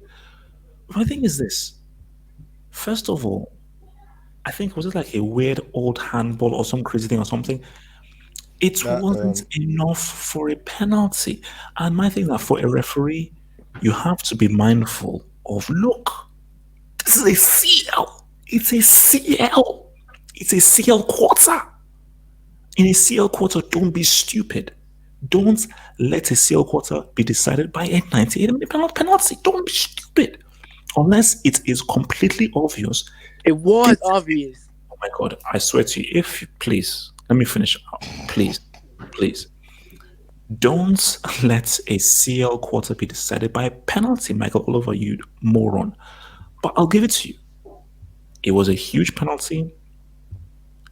Pressure on them, and Cristiano came in clutch.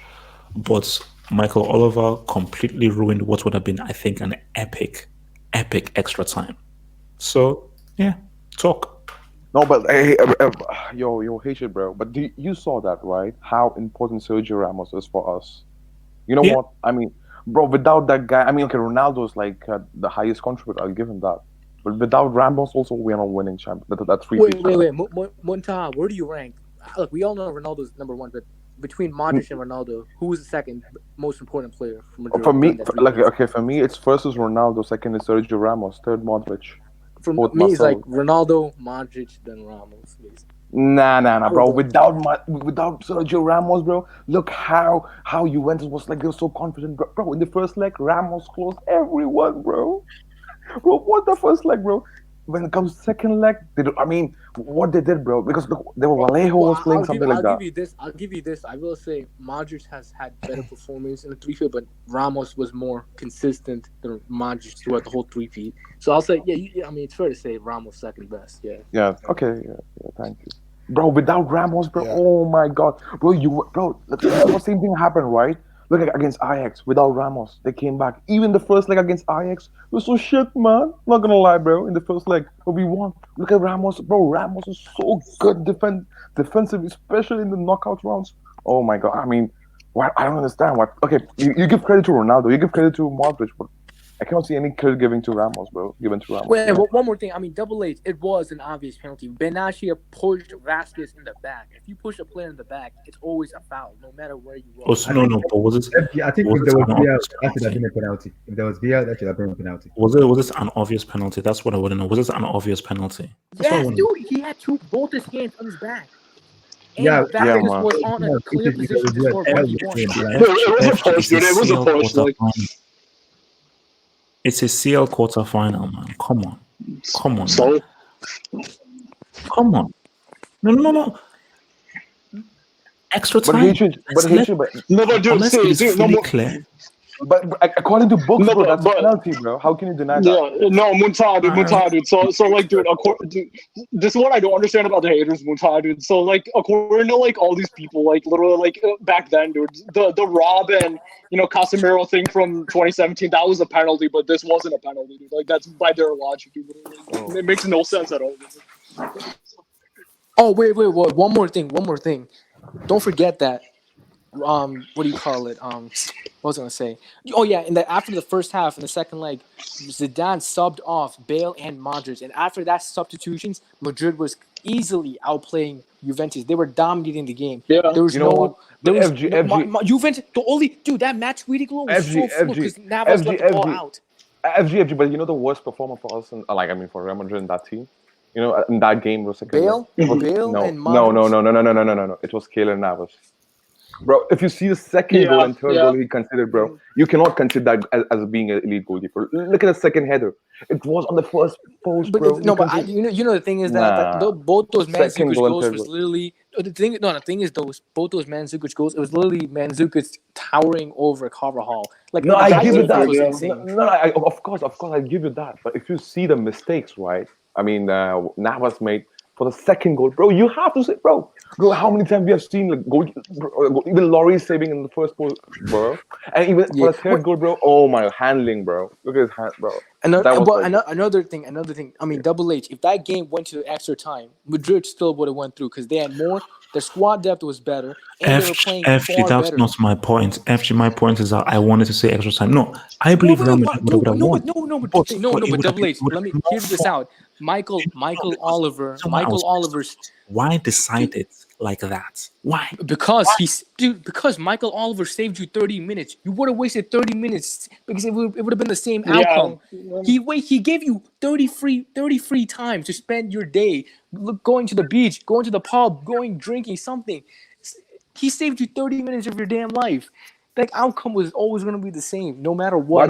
By the way, Isco goal was offside. How come that was offside? Yeah, that was ruled offside when it shouldn't have. Yeah. And by the way, that was a Ronaldo pass, by the way. So yeah, close again. Oh well. Who do we have here?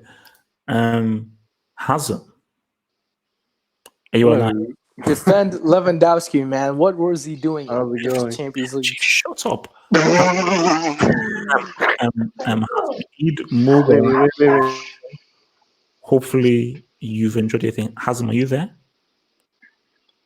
Okay, I don't think he's there. I think he's still got his baby mama there. Now, so Abdullahi, have you spoken on this? No, not yet. Okay, speak on it. HH, I think you have to accept, you have to give Ronaldo his credit. This guy has been phenomenal for Real Madrid for how many years now? I've never seen you rated Ronaldo like maybe in your top 3 or top 5 ever since. You always say this guy, now you need to get Ronaldo. This guy has been phenomenal from his Man United career to Real Madrid. This guy has been clutch in every Champions League he has ever played for Real Madrid. But you have never rated this guy high. Why? You rate Arana ahead of Ronaldo. Arana has not even played. He's been injured consecutively in Champions League matches. He has not even showed up. He only showed up in World Cup, in which Ronaldo has not even played very well. But in Champions League, Arana has not even showed up in Champions League. With my quotes, please. No, Ronaldo has been showing up ever since he signed for Real Madrid. He's been on a consistent level. He's been showing up for Real Madrid. No. Look. We've seen evidence. Look, I give him his props. He has shown up, scoring goals, putting the ball in the net. But your memory of Ronaldo. This thing happened before, but you still hated on the guy. Your memory of Ronaldo likes to see this, man. Despite Ronaldo, I have given him credit. He knows how to put the ball in the net very well. So, like you have to give him credit. But if you are telling Based on his stats, you're telling me Agunai and all this kind of player are kind of ahead of Ronaldo, definitely, all what you're saying is wrong because you cannot put Arnold in a goat conversation. I'm sorry, you can't do that because guys, we are talking about Real Madrid's three-peat. Yeah. I'm just have to do with Arnold. This has nothing to do with Arnold. I'm just giving an example just to show you that you need to rate this guy high because he's been there. He's been showing it how consistent he has been. But when you have never rated him that highly. No, you have rated Aruna. Aruna have not even showed up like to the level of Ronaldo has done for Real Madrid. He hasn't. People say Ronaldo is declined for Juventus. The reason has been declined for Juventus is because those managers they have had in the Ronaldo Look, era. Abdullah, he just speak on this game, man, because you know what I'm gonna say. I'm gonna bring up the World Cup. So just speak on this Abdul on this coming Even up. if on you this go to game. the World The Cup, World Cup, Aruna dude. only Oh got my to the World god. Cup. You On only this got to the game World Cup. That that was the only him. referee ruined. When he injured. No consistency. But Cristiano Ronaldo has been consistent in his Hey, Man this man, United era Abdullah, and Real can you Madrid please era. speak on the referee ruined? My God, Abdullah, wait, what's going on here? No, Speak you need to on rate the game, man.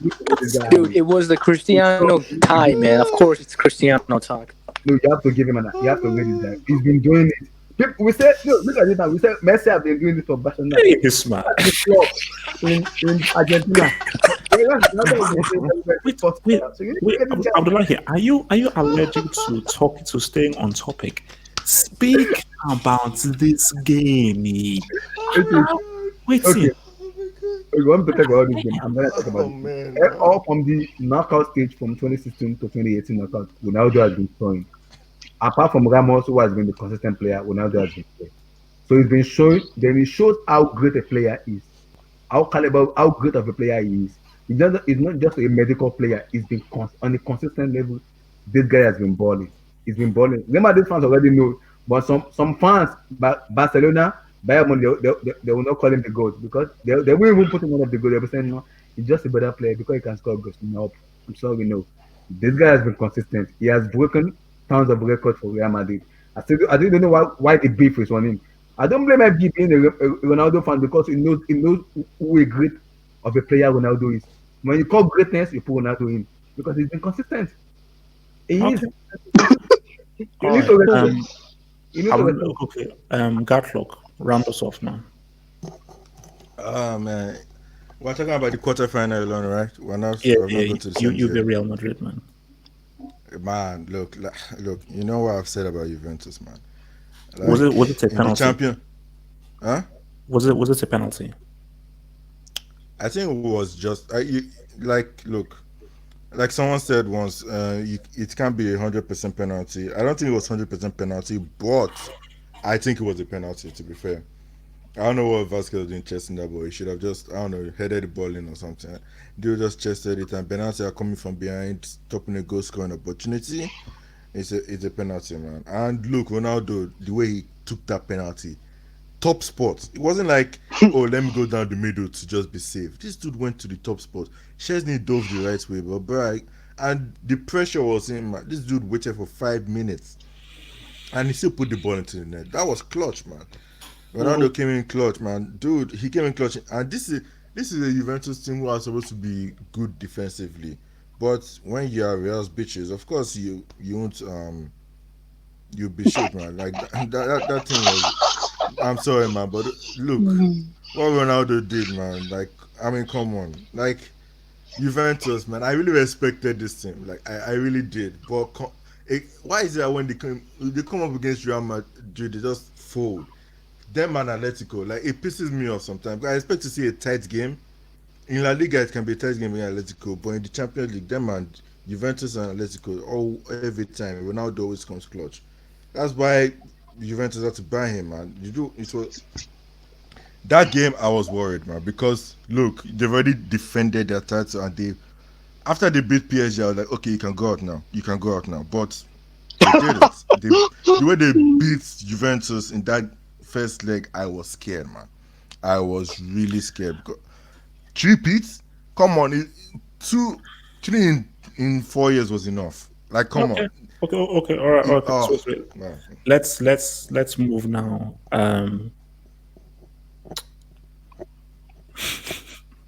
Oh yeah, and Double H, Roma versus Barcelona. The fact that Real Madrid played their game after that Roma comeback kind of set the tone, man, for that game, because it's kind of boosted Juventus to go for a comeback. Yeah. Yep. All right. So let me just address this. Wow. First off, Rafinha is an alumni. He's an alumni in the academy. One of the worst players. Obviously, like Neong is the worst player I've ever seen in my life. Rafinha might be the fifth, sixth worst player I've ever seen in my life. Actually, no, maybe fourth worst player I've ever seen in my life. So I think in this game, I remember Marcelo's goal was outstanding. That was a pretty outstanding goal. So when it was at 1-1, I was like, all right. When Asensio scored, I was like, what the F is happening here? Like, what the hell is, I mean, I think just flipping. Marcelo was clutch. Sure, Let me land. Second leg down. Superb starts from Bayern. Superb. Guys, Joshua flipping Kimmich. This was a child. Man, Lewandowski, man, bro. Nah, you ain't looking good, bro. A flipping fetus with the umbilical cord is still saying what's up. So, third minute. Then you had Benzema. You see, now this is clutch because this was your Pankers coming back, and this is where you've got to say Benzema came in big time. And I think this is when Cristiano sort of faded away because he didn't really do anything in this or the final. But what Benzema did in that, for those two goals were key. Because Bayern Munich played really well in this game. Bayern Munich played superbly well. Yep. But then you had Benzema with that response to Joshua Kimmich. And then that 46th minutes goal, man. I was like, free. So wait a minute. So if Bayern were 3-2, what's that? Oh, they're going. Oh, Yeah, they you are. Yeah, fucking Bayern needed super. one goal. You bastards. Nah, You I'm couldn't like, that score was the first one year. goal? You couldn't score one. Man, I'm sorry, man. Hazem, I don't know where you are. Lewandowski, man, nah, man, I'm sorry, man. Actually, no, wait, where the heck is this dude? Hazem, is your mic working? Yeah, can you hear me? No. Okay, Hazem, please explain to me. Rodriguez scored in the 60th What do you minute. want? How all Bayern needed was one more goal. One more bloody goal. How did Lewandowski not get this done? Man, he already should have got it done in the first leg where he earned a clear penalty, man. Did you see how Carvajal put? That was a clear penalty, man. And also in the second leg, he earned two clear penalties. Bro, stop cutting it short, man. Come on, man. No, you guys are hypocrites. No, you guys are hypocrites because the same penalty you were talking about, Juventus versus Real Madrid, the second leg, 2 hands behind. The exact same thing, even worse, happened with Carvajal. He literally had 2 hands behind and tripped him. So how is that not a penalty? No, Dude, but like, what about the open goal? Yeah, 2 hands. No. What's your response? How's that not a penalty? Okay, yeah, that's a penalty. What about the open goal? So we know now that Lewandowski earned a penalty. But he missed the open goal as well, has No. Yeah, what about the open goal miss? He came in clutch. He came in clutch. What do you mean he can clutch, bro? Came clutch, dude. What clutch, bro? If not the referee, everyone admitted here that it was a penalty. So basically, he came in clutch. The referee stopped him. Dude, yeah, what about the open goal miss, dude? Like, come on. No, okay, he missed the Although, open goal. look, but he that earned- 2018 was the only year I didn't really waste Lewandowski. Dude, that goal that he missed was easier than any penalty, dude. That would have been easier to score than the penalty because the goalkeeper is already in a reclined position. You know what? Look, your Pankers would have gotten his third. Wait. Secondly, he was playing injured in those 2 legs. Wait. So Hazem, easy. Let me just say injured. this right now. You Easy. can't put everything on an injured man. Wait. I believe Injured? Oh, your that's true. But Pankers. I'll give him that. Yeah. Yeah, he was injured. So see, I believe your Pankers would have gotten his third CL. If Bayern make that final, Bayern beat Liverpool. As great as Liverpool were, I believe Bayern would. The match was tailor-made for Bayern to go through. No, Salah is too good, man. So, No, I was actually hoping for a Real Bayern final before that. Did you see what he did against? No, bro, but you have to look, see, man, right? it was there. Wait, Man. let me cut it short, man. Lewandowski, man, I'm sorry. How do you not make it happen? Oh my How do you god. not make it happen, bro? He did it, but the referee stopped him. So what can he do? Wait. In the, And in the Robin first went leg, off right? injured, man. Wait. Even having collected That straws. Wait. pissed me In the off. first leg, right? Ronaldo scored, right? But that was a handball. They gave him handball, but just not. If We're you not see talking clearly. about Ronaldo. We're talking No, about. no, I'm No, saying, that was I'm saying. handball. No, That I'm was giving, handball, no, man. He bro, struck I'm his clutching, arm and he volleyed bro, it I'm in. clutching at everything, bro. Now, Good, man. good, because you Yeah, should. yeah. That's what we're talking about. So Yeah. give Lewandowski credit for that Ronaldo, penalty. that was handball. Benzema actually came in Nah. clutch in that game. Nah, bro.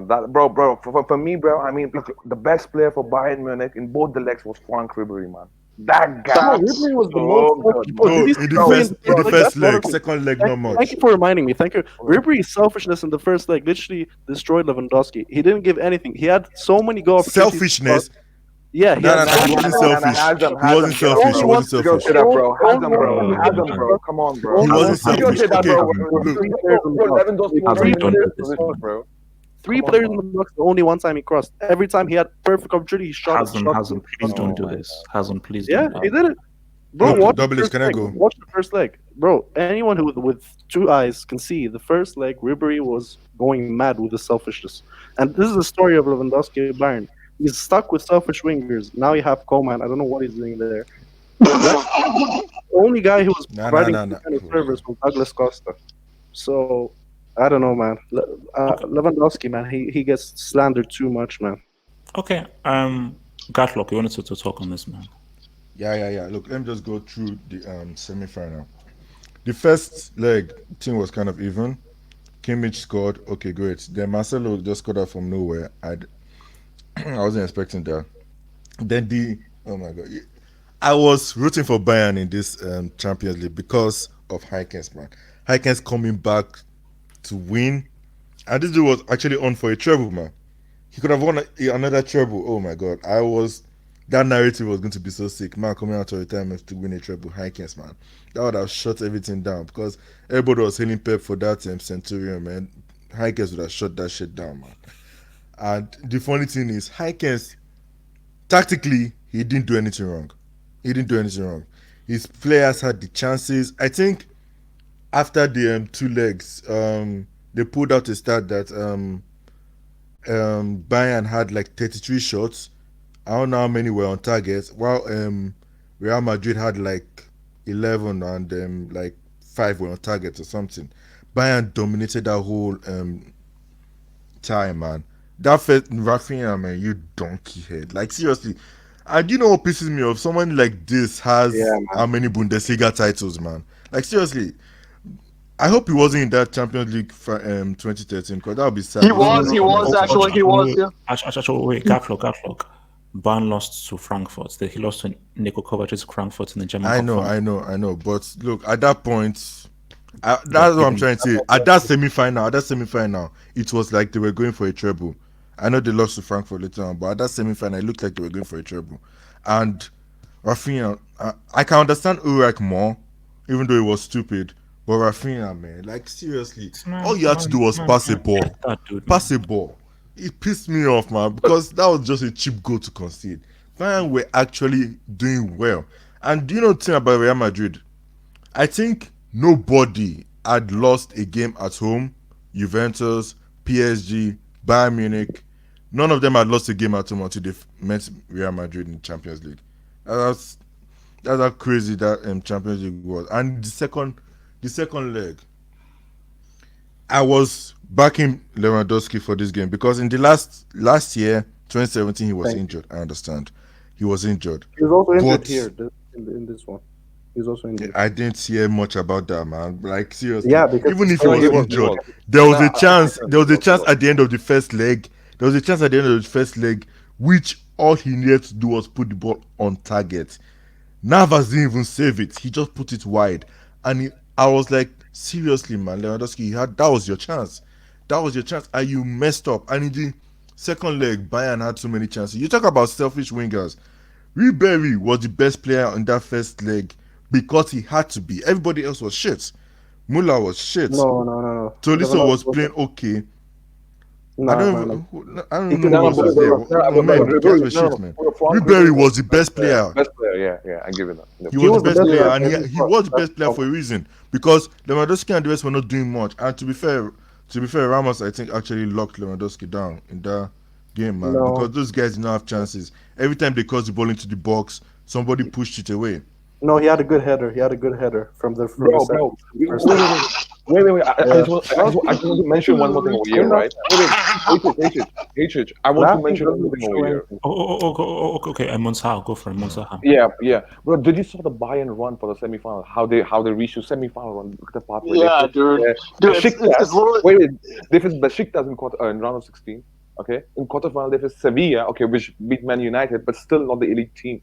So the way they reached the semi-final, bro. I mean, sorry, man. I mean, if you see other teams, I mean, they struggle, man. But Bayern, I mean, that was such a lottery for them to reach semi-final in such a manner. True, but they were still the better team in that semi-final. No, I give it. No, it reminds me of that 2016. Bro. What do you Real expect? Madrid. Like, for example, beating French champions, beating Italian champions, and of course, bro, at some point, this is how you win UCL. You don't win UCL by every game being upper hand, bro.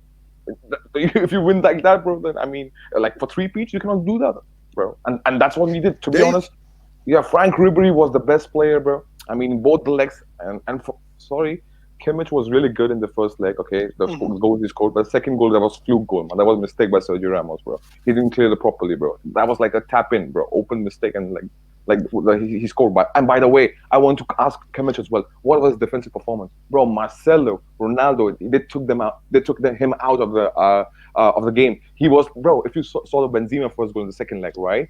Kimmich was not in the position. He was out of position completely.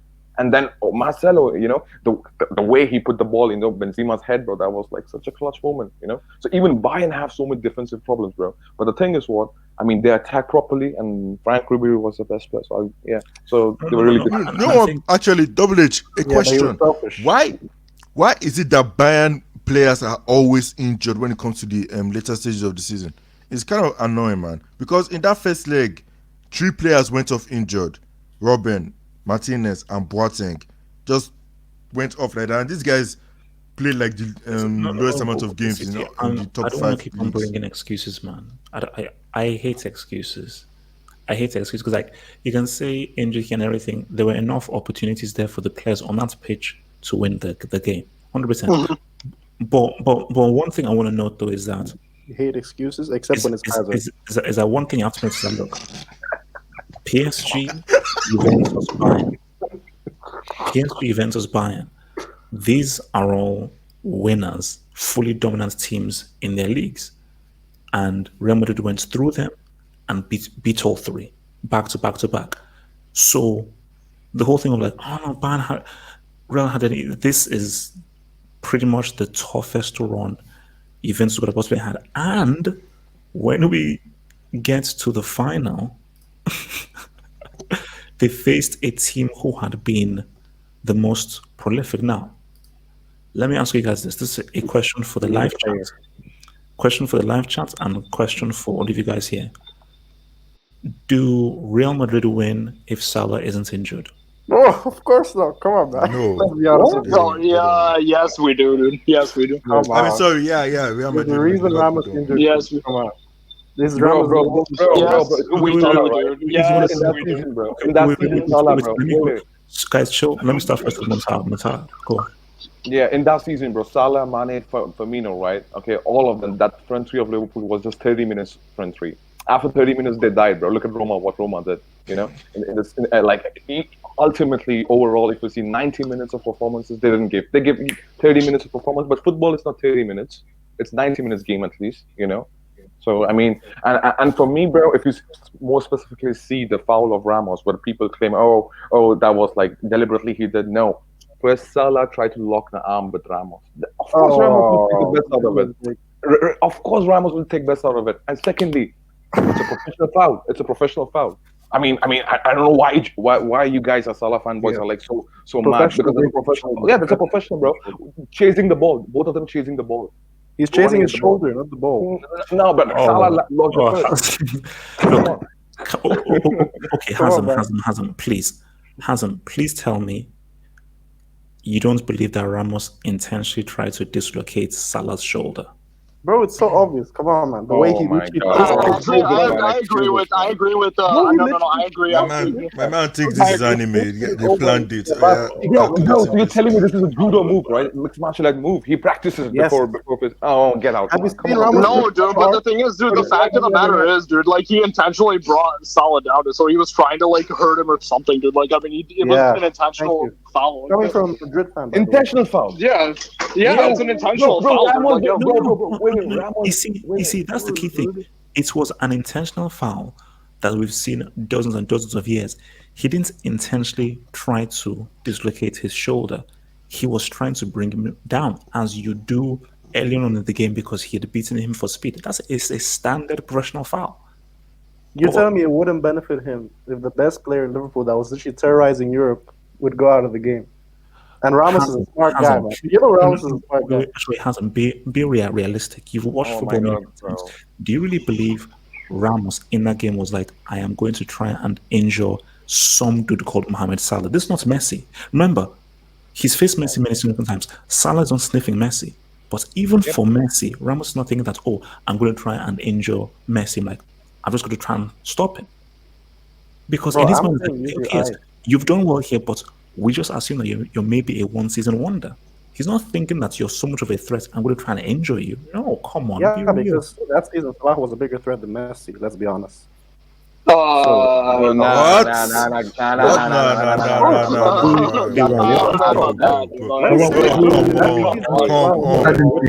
disagree with that.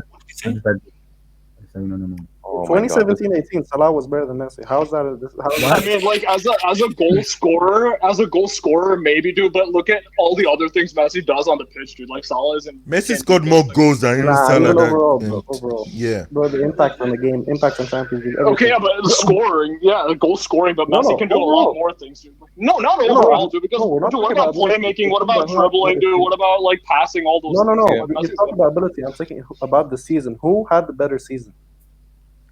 Messi I mean, still I- had 45 goals despite Salah's dude, 44. that's honestly like, I mean, Salah was better in the Champions League. You can say something.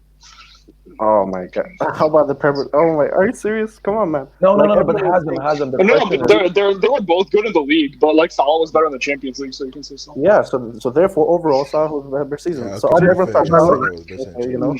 No, but that was not as big a threat. It's like, for example, if we play against Messi, for example, that's not as Dude, big dude, a threat Messi literally destroys Madrid all the time in the league, dude. Messi's like way a bigger threat than like Salah. Did Messi Easily, have a easily. terrorizing performance in the Champions League semi-final like Salah did? That was literally scaring Ramos's balls. Nah, bro. Salah's pussy, bro, because he's so weak. No, man. but Oh my god! wait, hasn't. Mhm. Look at Liverpool's path. FC Porto, Man City, Roma. Okay, so let's speak about Roma. No, wait. Let me land. No. Okay, go ahead. So let me land. FC Porto, Man City, Roma. Are any of these teams to the same kind of prestige or integrity as Real Madrid? Man City in that season, you could argue, but overall, Okay, let me. Oh, bro, this is my the God. question. wait, This is let's the stick to the question. subject. No, Let let's me- stick to the subject I'll- because I'll ask Roma, you- the same team, Messi couldn't score a single goal against Roma. Roma No, literally pocketed let Messi. me. Okay, Hassan, let me answer. Let me ask the question again. FC Porto, Man City, and Roma, do they have the same kind of history and experience in this competition as Real Madrid?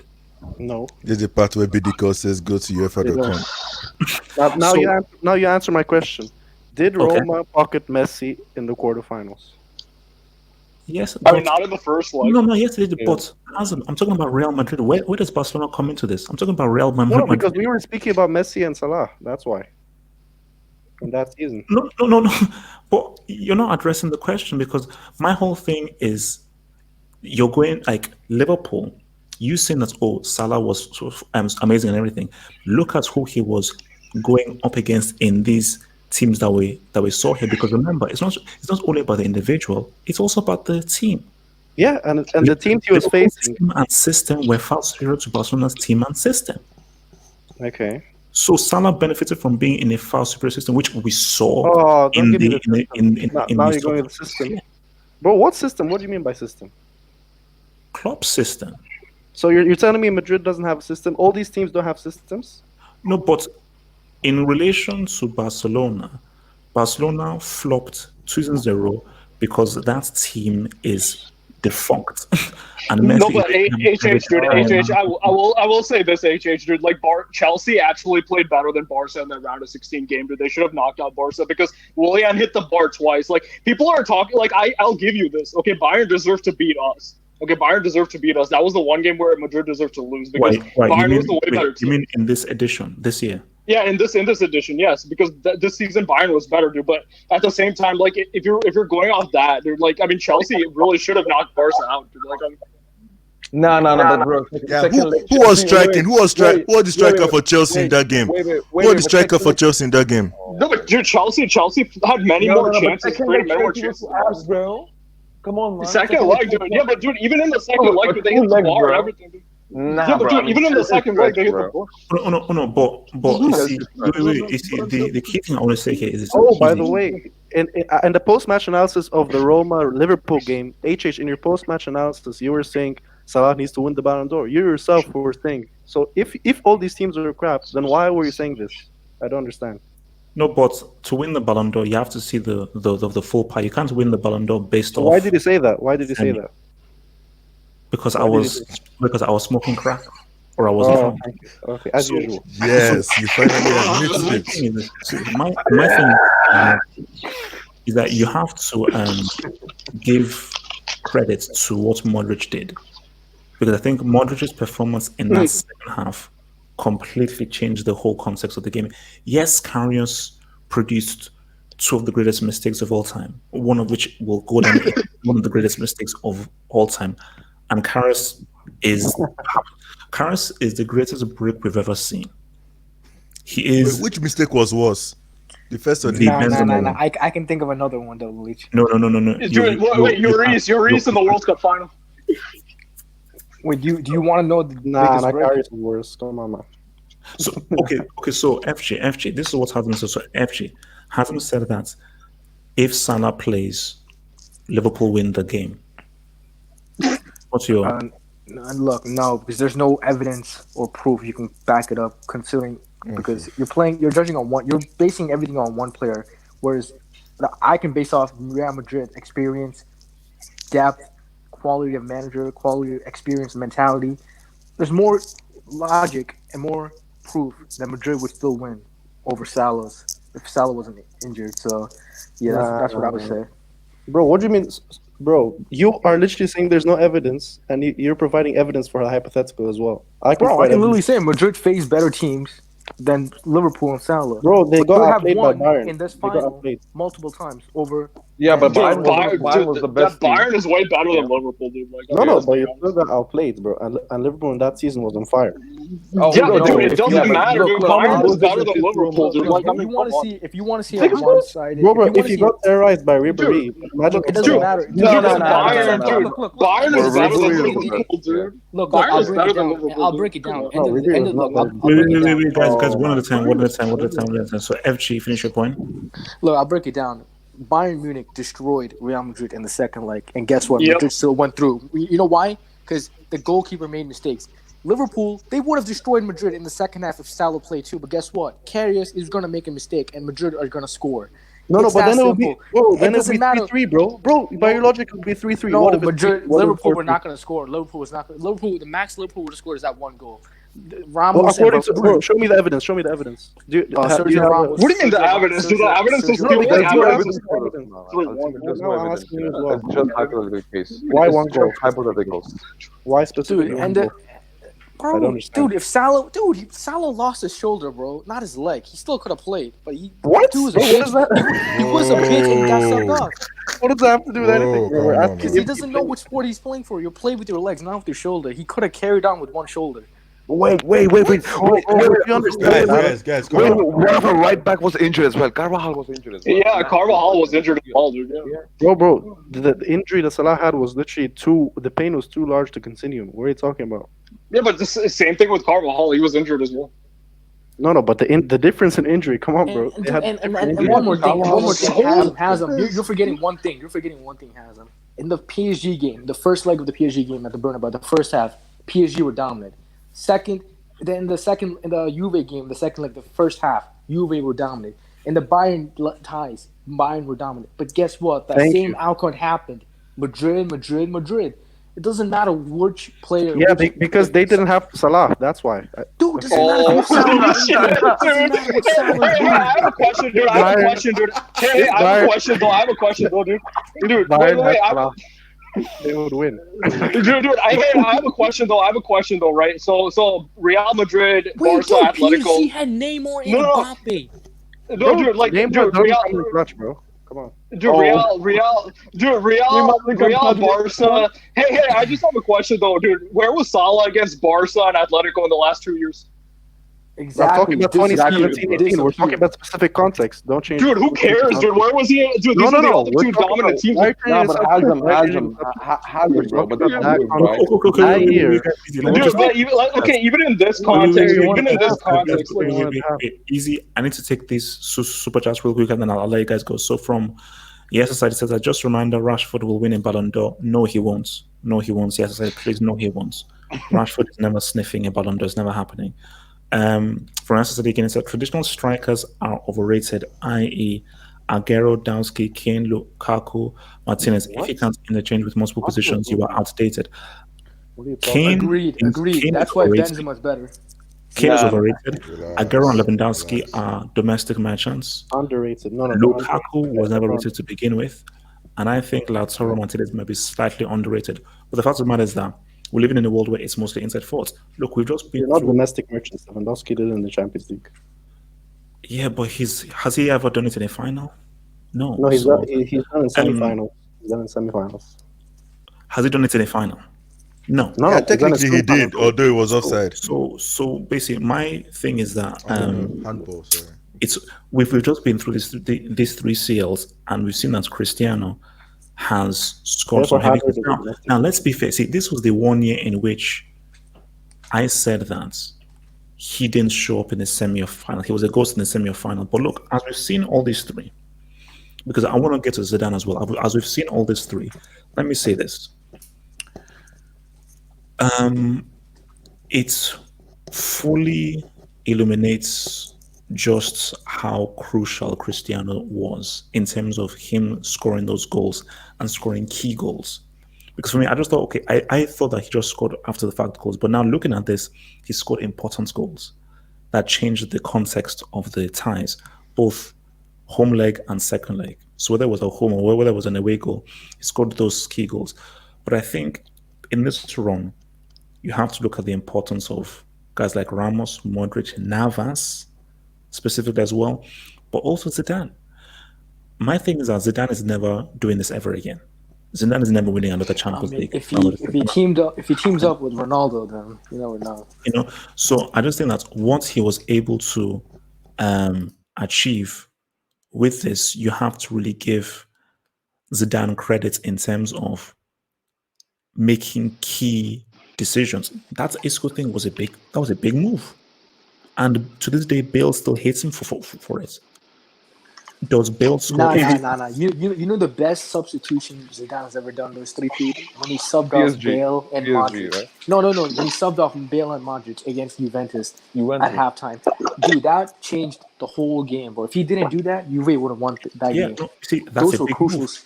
How many managers would have done that in a game like Juventus, sub off two of your biggest, most best players? So you need to give Zizou some credits for making some big decisions. Now, and people say, "Oh, how tactical he is." He's not as tactically intricate as a Pep or anything. He doesn't really have.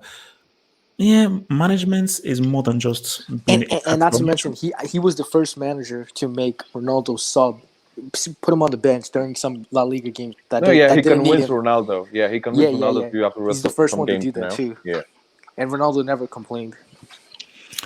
So Abdullahi, have you spoken on this final? Abdullahi, if you're there. I haven't spoken, no. Or go for it. I was listening to what Adam was saying. See, we know Sergio Ramos is prone to injure player a lot. So Salah injuring Salah is not a news for everybody. We know how Ramos does. He does it for Messi, he does for another player. So getting Salah injured. So you're telling me that Ramos tried to intentionally injure? Intentionally did it in a professional way. not Thank to you. Thank you. not to injure his shoulder and took him out of the game. He intentionally did it. What's wrong with injuring the player? I mean, this Yeah. is this is No, about wait, winning. This is about Wait, winning. I mean, Abdullahi, Yeah, you know what? This Okay, is let's injure enough. Abdullahi. This is not Hollywood, bro. In the movies, right? Where we have scenario, right? Bad guy, right? You learn the tactic, what I'm saying, of fouling the player. Some judo before one night what I'm of the saying game, is, bro. you know That's what you guys are telling me. no, Oh, the way he want to, saying- injure his second shoulder, left shoulder because no, of no. putting What pressure. I'm Come saying on, is, man. what I'm This saying is is, too much, bro. Ramos does that to all players. We know that. Which player he did that, bro? Which player did that? Okay, he did it for He tries Daniel. to do it, bro. He tries to do it. Look, come on, that was the only time it became successful. Nah. Players in La Liga. Oh, These are all excuses, bro. For Salah fan, bro. I'm sorry, man. The highest red card, man. I'm not Ramos is a red card. I'm not the fan of Salah. I'm not saying if Salah plays that much, Liverpool will win. I'm not saying because Madrid has been in form, and that win, if they win, even if Salah plays, it's not gonna the score is not gonna change to 3-3 or 4-3 because it doesn't really show how influential he has been. He's been very good player, but for me, I'm still gonna take Mane ahead of Salah. Yes, I'll take Mane ahead of him because Mane has been consistent level has been there. Salah has been playing very well, but Mane has been showing very well. Wait, okay, wait, Abdullahi, how are you going off topic again, bro? I'm just gonna keep branching on the same topic. wait, okay, no, Abdullahi, see, no, I'm like, He's a man. this, no, Abdullahi, this is my test for you because see, before this year is finished, Muntaha will go through an entire Hangout without saying bro. Before this year is finished, Abdullahi, you will go through this entire year staying on topic. So these are the two promises I'm making to myself. Nah. Bro, for a whole I'm Hangout. not making any promise, bro. I'm not making any. Okay, bro. No.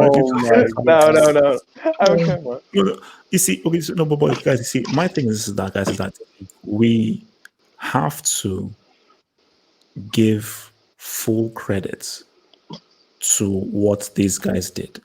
And I think when we've now looked at these games and so forth, they had everything. They didn't always have an easy route. There were some tough, tricky games. They played some tough. That Juve team in 2017, I thought, nah, they ain't been in that Juve team. They got outplayed in the second leg against Bayern Munich. 2016, Zidane just walked up into the shop. I still believe the 2014 Atletico were better, but many people have said Real Madrid coming in, new coach, new manager. Zidane was a rookie. Simeone was fast seasoned. This was the second final in 2 years that Atletico were in. So I could understand how Atletico. See, let me be real with you. 2016, I felt Real Madrid would win, but it was 50-50 because of Atletico's inferiority complex. But at the same time, Zidane was just, I was like, wait, look, Zidane's not going to just walk up and just win a CL. What the hell? But, but it's like, this will never, I don't think we will ever in our lifetime see this. I mean, yeah, I can't say that, man. Maybe 30 years from now or something. No, Yeah. we don't know. The reason is okay. I'll tell I mean, you no, what. it's safe. Let me explain. Let me go down the road. That guy's smoking crack, man. Don't even answer that question. Treble or three-peats? 3-peat. Oh my! Three-peat. Are you serious? Treble? What? It's a FA 3-peat. Cup? Imagine wanting a Copa del FA Rey Cup and a to the La Liga Champions over 3 Champions Leagues. Terrible cup. I don't know. Oh my god! Because Real have never won a treble. Because they know the 3-peat so many is the biggest. Well, so dude, like nobody's done a three-peat, dude, on like in Champions League. Wait, just think about Only this. Ajax. Just think about this. 8 or 9 teams have won a treble, but only one has ever done a 3-peat. No, mean, but Champions that's League discussion. No, you mean Yeah, In Champions League format, Champions League. Yeah. Madrid did No, 5 no, and the thing is, even if you take the Champions League format out, no team has done 5 in a row except for Madrid. Madrid, yeah. With Di Anyway, Stefano, Madrid's by the way, reign supreme. this is the legendary of. No. For me, as much as I give credit to the marathon that is a league season and you winning a treble, I think this is what I even said. I think was it yesterday? Yeah, this is what I said. Yesterday. 4 or 5 teams have won the treble. No one has ever won 3 in a row Champions League. So the fact that Real are the only team to do it. It's proof that it's the more impressive feat. And not, And not it's to the more mention in the feat. league season, in the league season, 80% of the time you face fodder teams. Like in the Champions League, you Bro, face the not only best of the league, best. FA Cup or Coppa Italia, comparing to Champions League. Yeah. Come on, bro. You don't need Yeah. no argument I mean, here. come on. It's like basically anybody saying that treble is better are Barca fans. And not to Yeah, mention or Madrid, Might be into Madrid, fans as Madrid. well, HH. Yeah, Not to, Italy. not to not to mention Madrid faced the best of the best. PSG, Juve, Bayern, Athletic. Atletico, Liverpool. They faced all the tough teams. Salah. And before any of the Barca fans said they didn't face Barcelona, well, they didn't face Barcelona because they couldn't make the quarter. They couldn't get past the quarterfinals. So that's the reason. You see, They no. made it to But the you semis. see, looking at this again, look, you know what? Maybe I need to sleep on this. It needs to be this because I didn't know Cristiano scored these many goals You need to in sleep these on a lot of things. things, man. So I need to sleep on this Sleep on and Hazard. and He's never see scored a Champions League knockout. Only once or twice. Hazem, Sleep on go, Hazem. Tell Lewandowski to give me a CL, please. Tell Okay, bro. Lewandowski This year. give I'm me a CL. calling him right now. Dude, I mean, has Hazard won a CL though? Like, I mean, what the hell? No. All I said, Hazem. All I said, just Lewandowski give me a CL. Stop stats padding in I mean, Germany. double H. No problem. Cristiano in the 2016 season, I think he was involved in like 70% of the goals. 2017, 50%. 2018, 55% of the goals. This is insane. Contributions to the team winning these Champions Yes. Leagues. Yeah, but it's more than just the goals though. Like he doesn't score those goals No. without No, but double H. Here's the thing though. Even if he doesn't score goals or has a bad game, his presence alone is a fear factor for the opposition. Thank you. Yes. Him being alone in that pitch is enough. okay, for look, there's, man, guys, look. I need to go and watch oh Last come on, man. We Airbender. were just getting to the good No. stuff. Guys, I need to go and watch Last Airbender, guys. It's been swell. It's been Wait, good. Azula I'm is on the book best 3 character, of man. Last Azula is the Airbender. best character. And I'm he's on trash, by the fire. way. And he's Azula trash. is the biggest Oh yeah, Eid bitch. Mubarak, Dude, guys. and Eid he's Mubarak. I trash. Yo, stayed double through. H. Mubarak, And yeah, Eid Stay trash. Mubarak, bro. real, stay And lovely. he's trash. Dude, Christina will Zuko's my never be guy. like R9. Christina will never win a World Cup until Hazard Christina will will never never win a Ang World win Cup. is It will trash. always be Ang flops. is trash. R9 and Hazard will always be better than those Yeah, two Ang is international trash, players. dude. Ang is Thank trash. you so much, and I'm Ang back. is Eid trash. Mubarak. Become a Eid Football Hut Mubarak. member and gain access Ang to is cool trash. Eid emojis on the Mubarak. live Ang streams is and trash, get dude. access to Dude, new Zuko stole the YouTube show, dude. content by That clicking the avatar join is button Zuko. here. 100%, dude. Dude, the And to best view that characters new in that show content, are crack, Zuko, head over to Iroh, the and Hating on YouTube Lewandowski and channel Salah. Oh, yeah, homepage easily, and easily, click easily. on the community you. tab over here. Don't hate on Lewandowski and Salah. By the way, I have a question. By the way, I have a question, bro. How many teams have won treble though? I don't know. Many.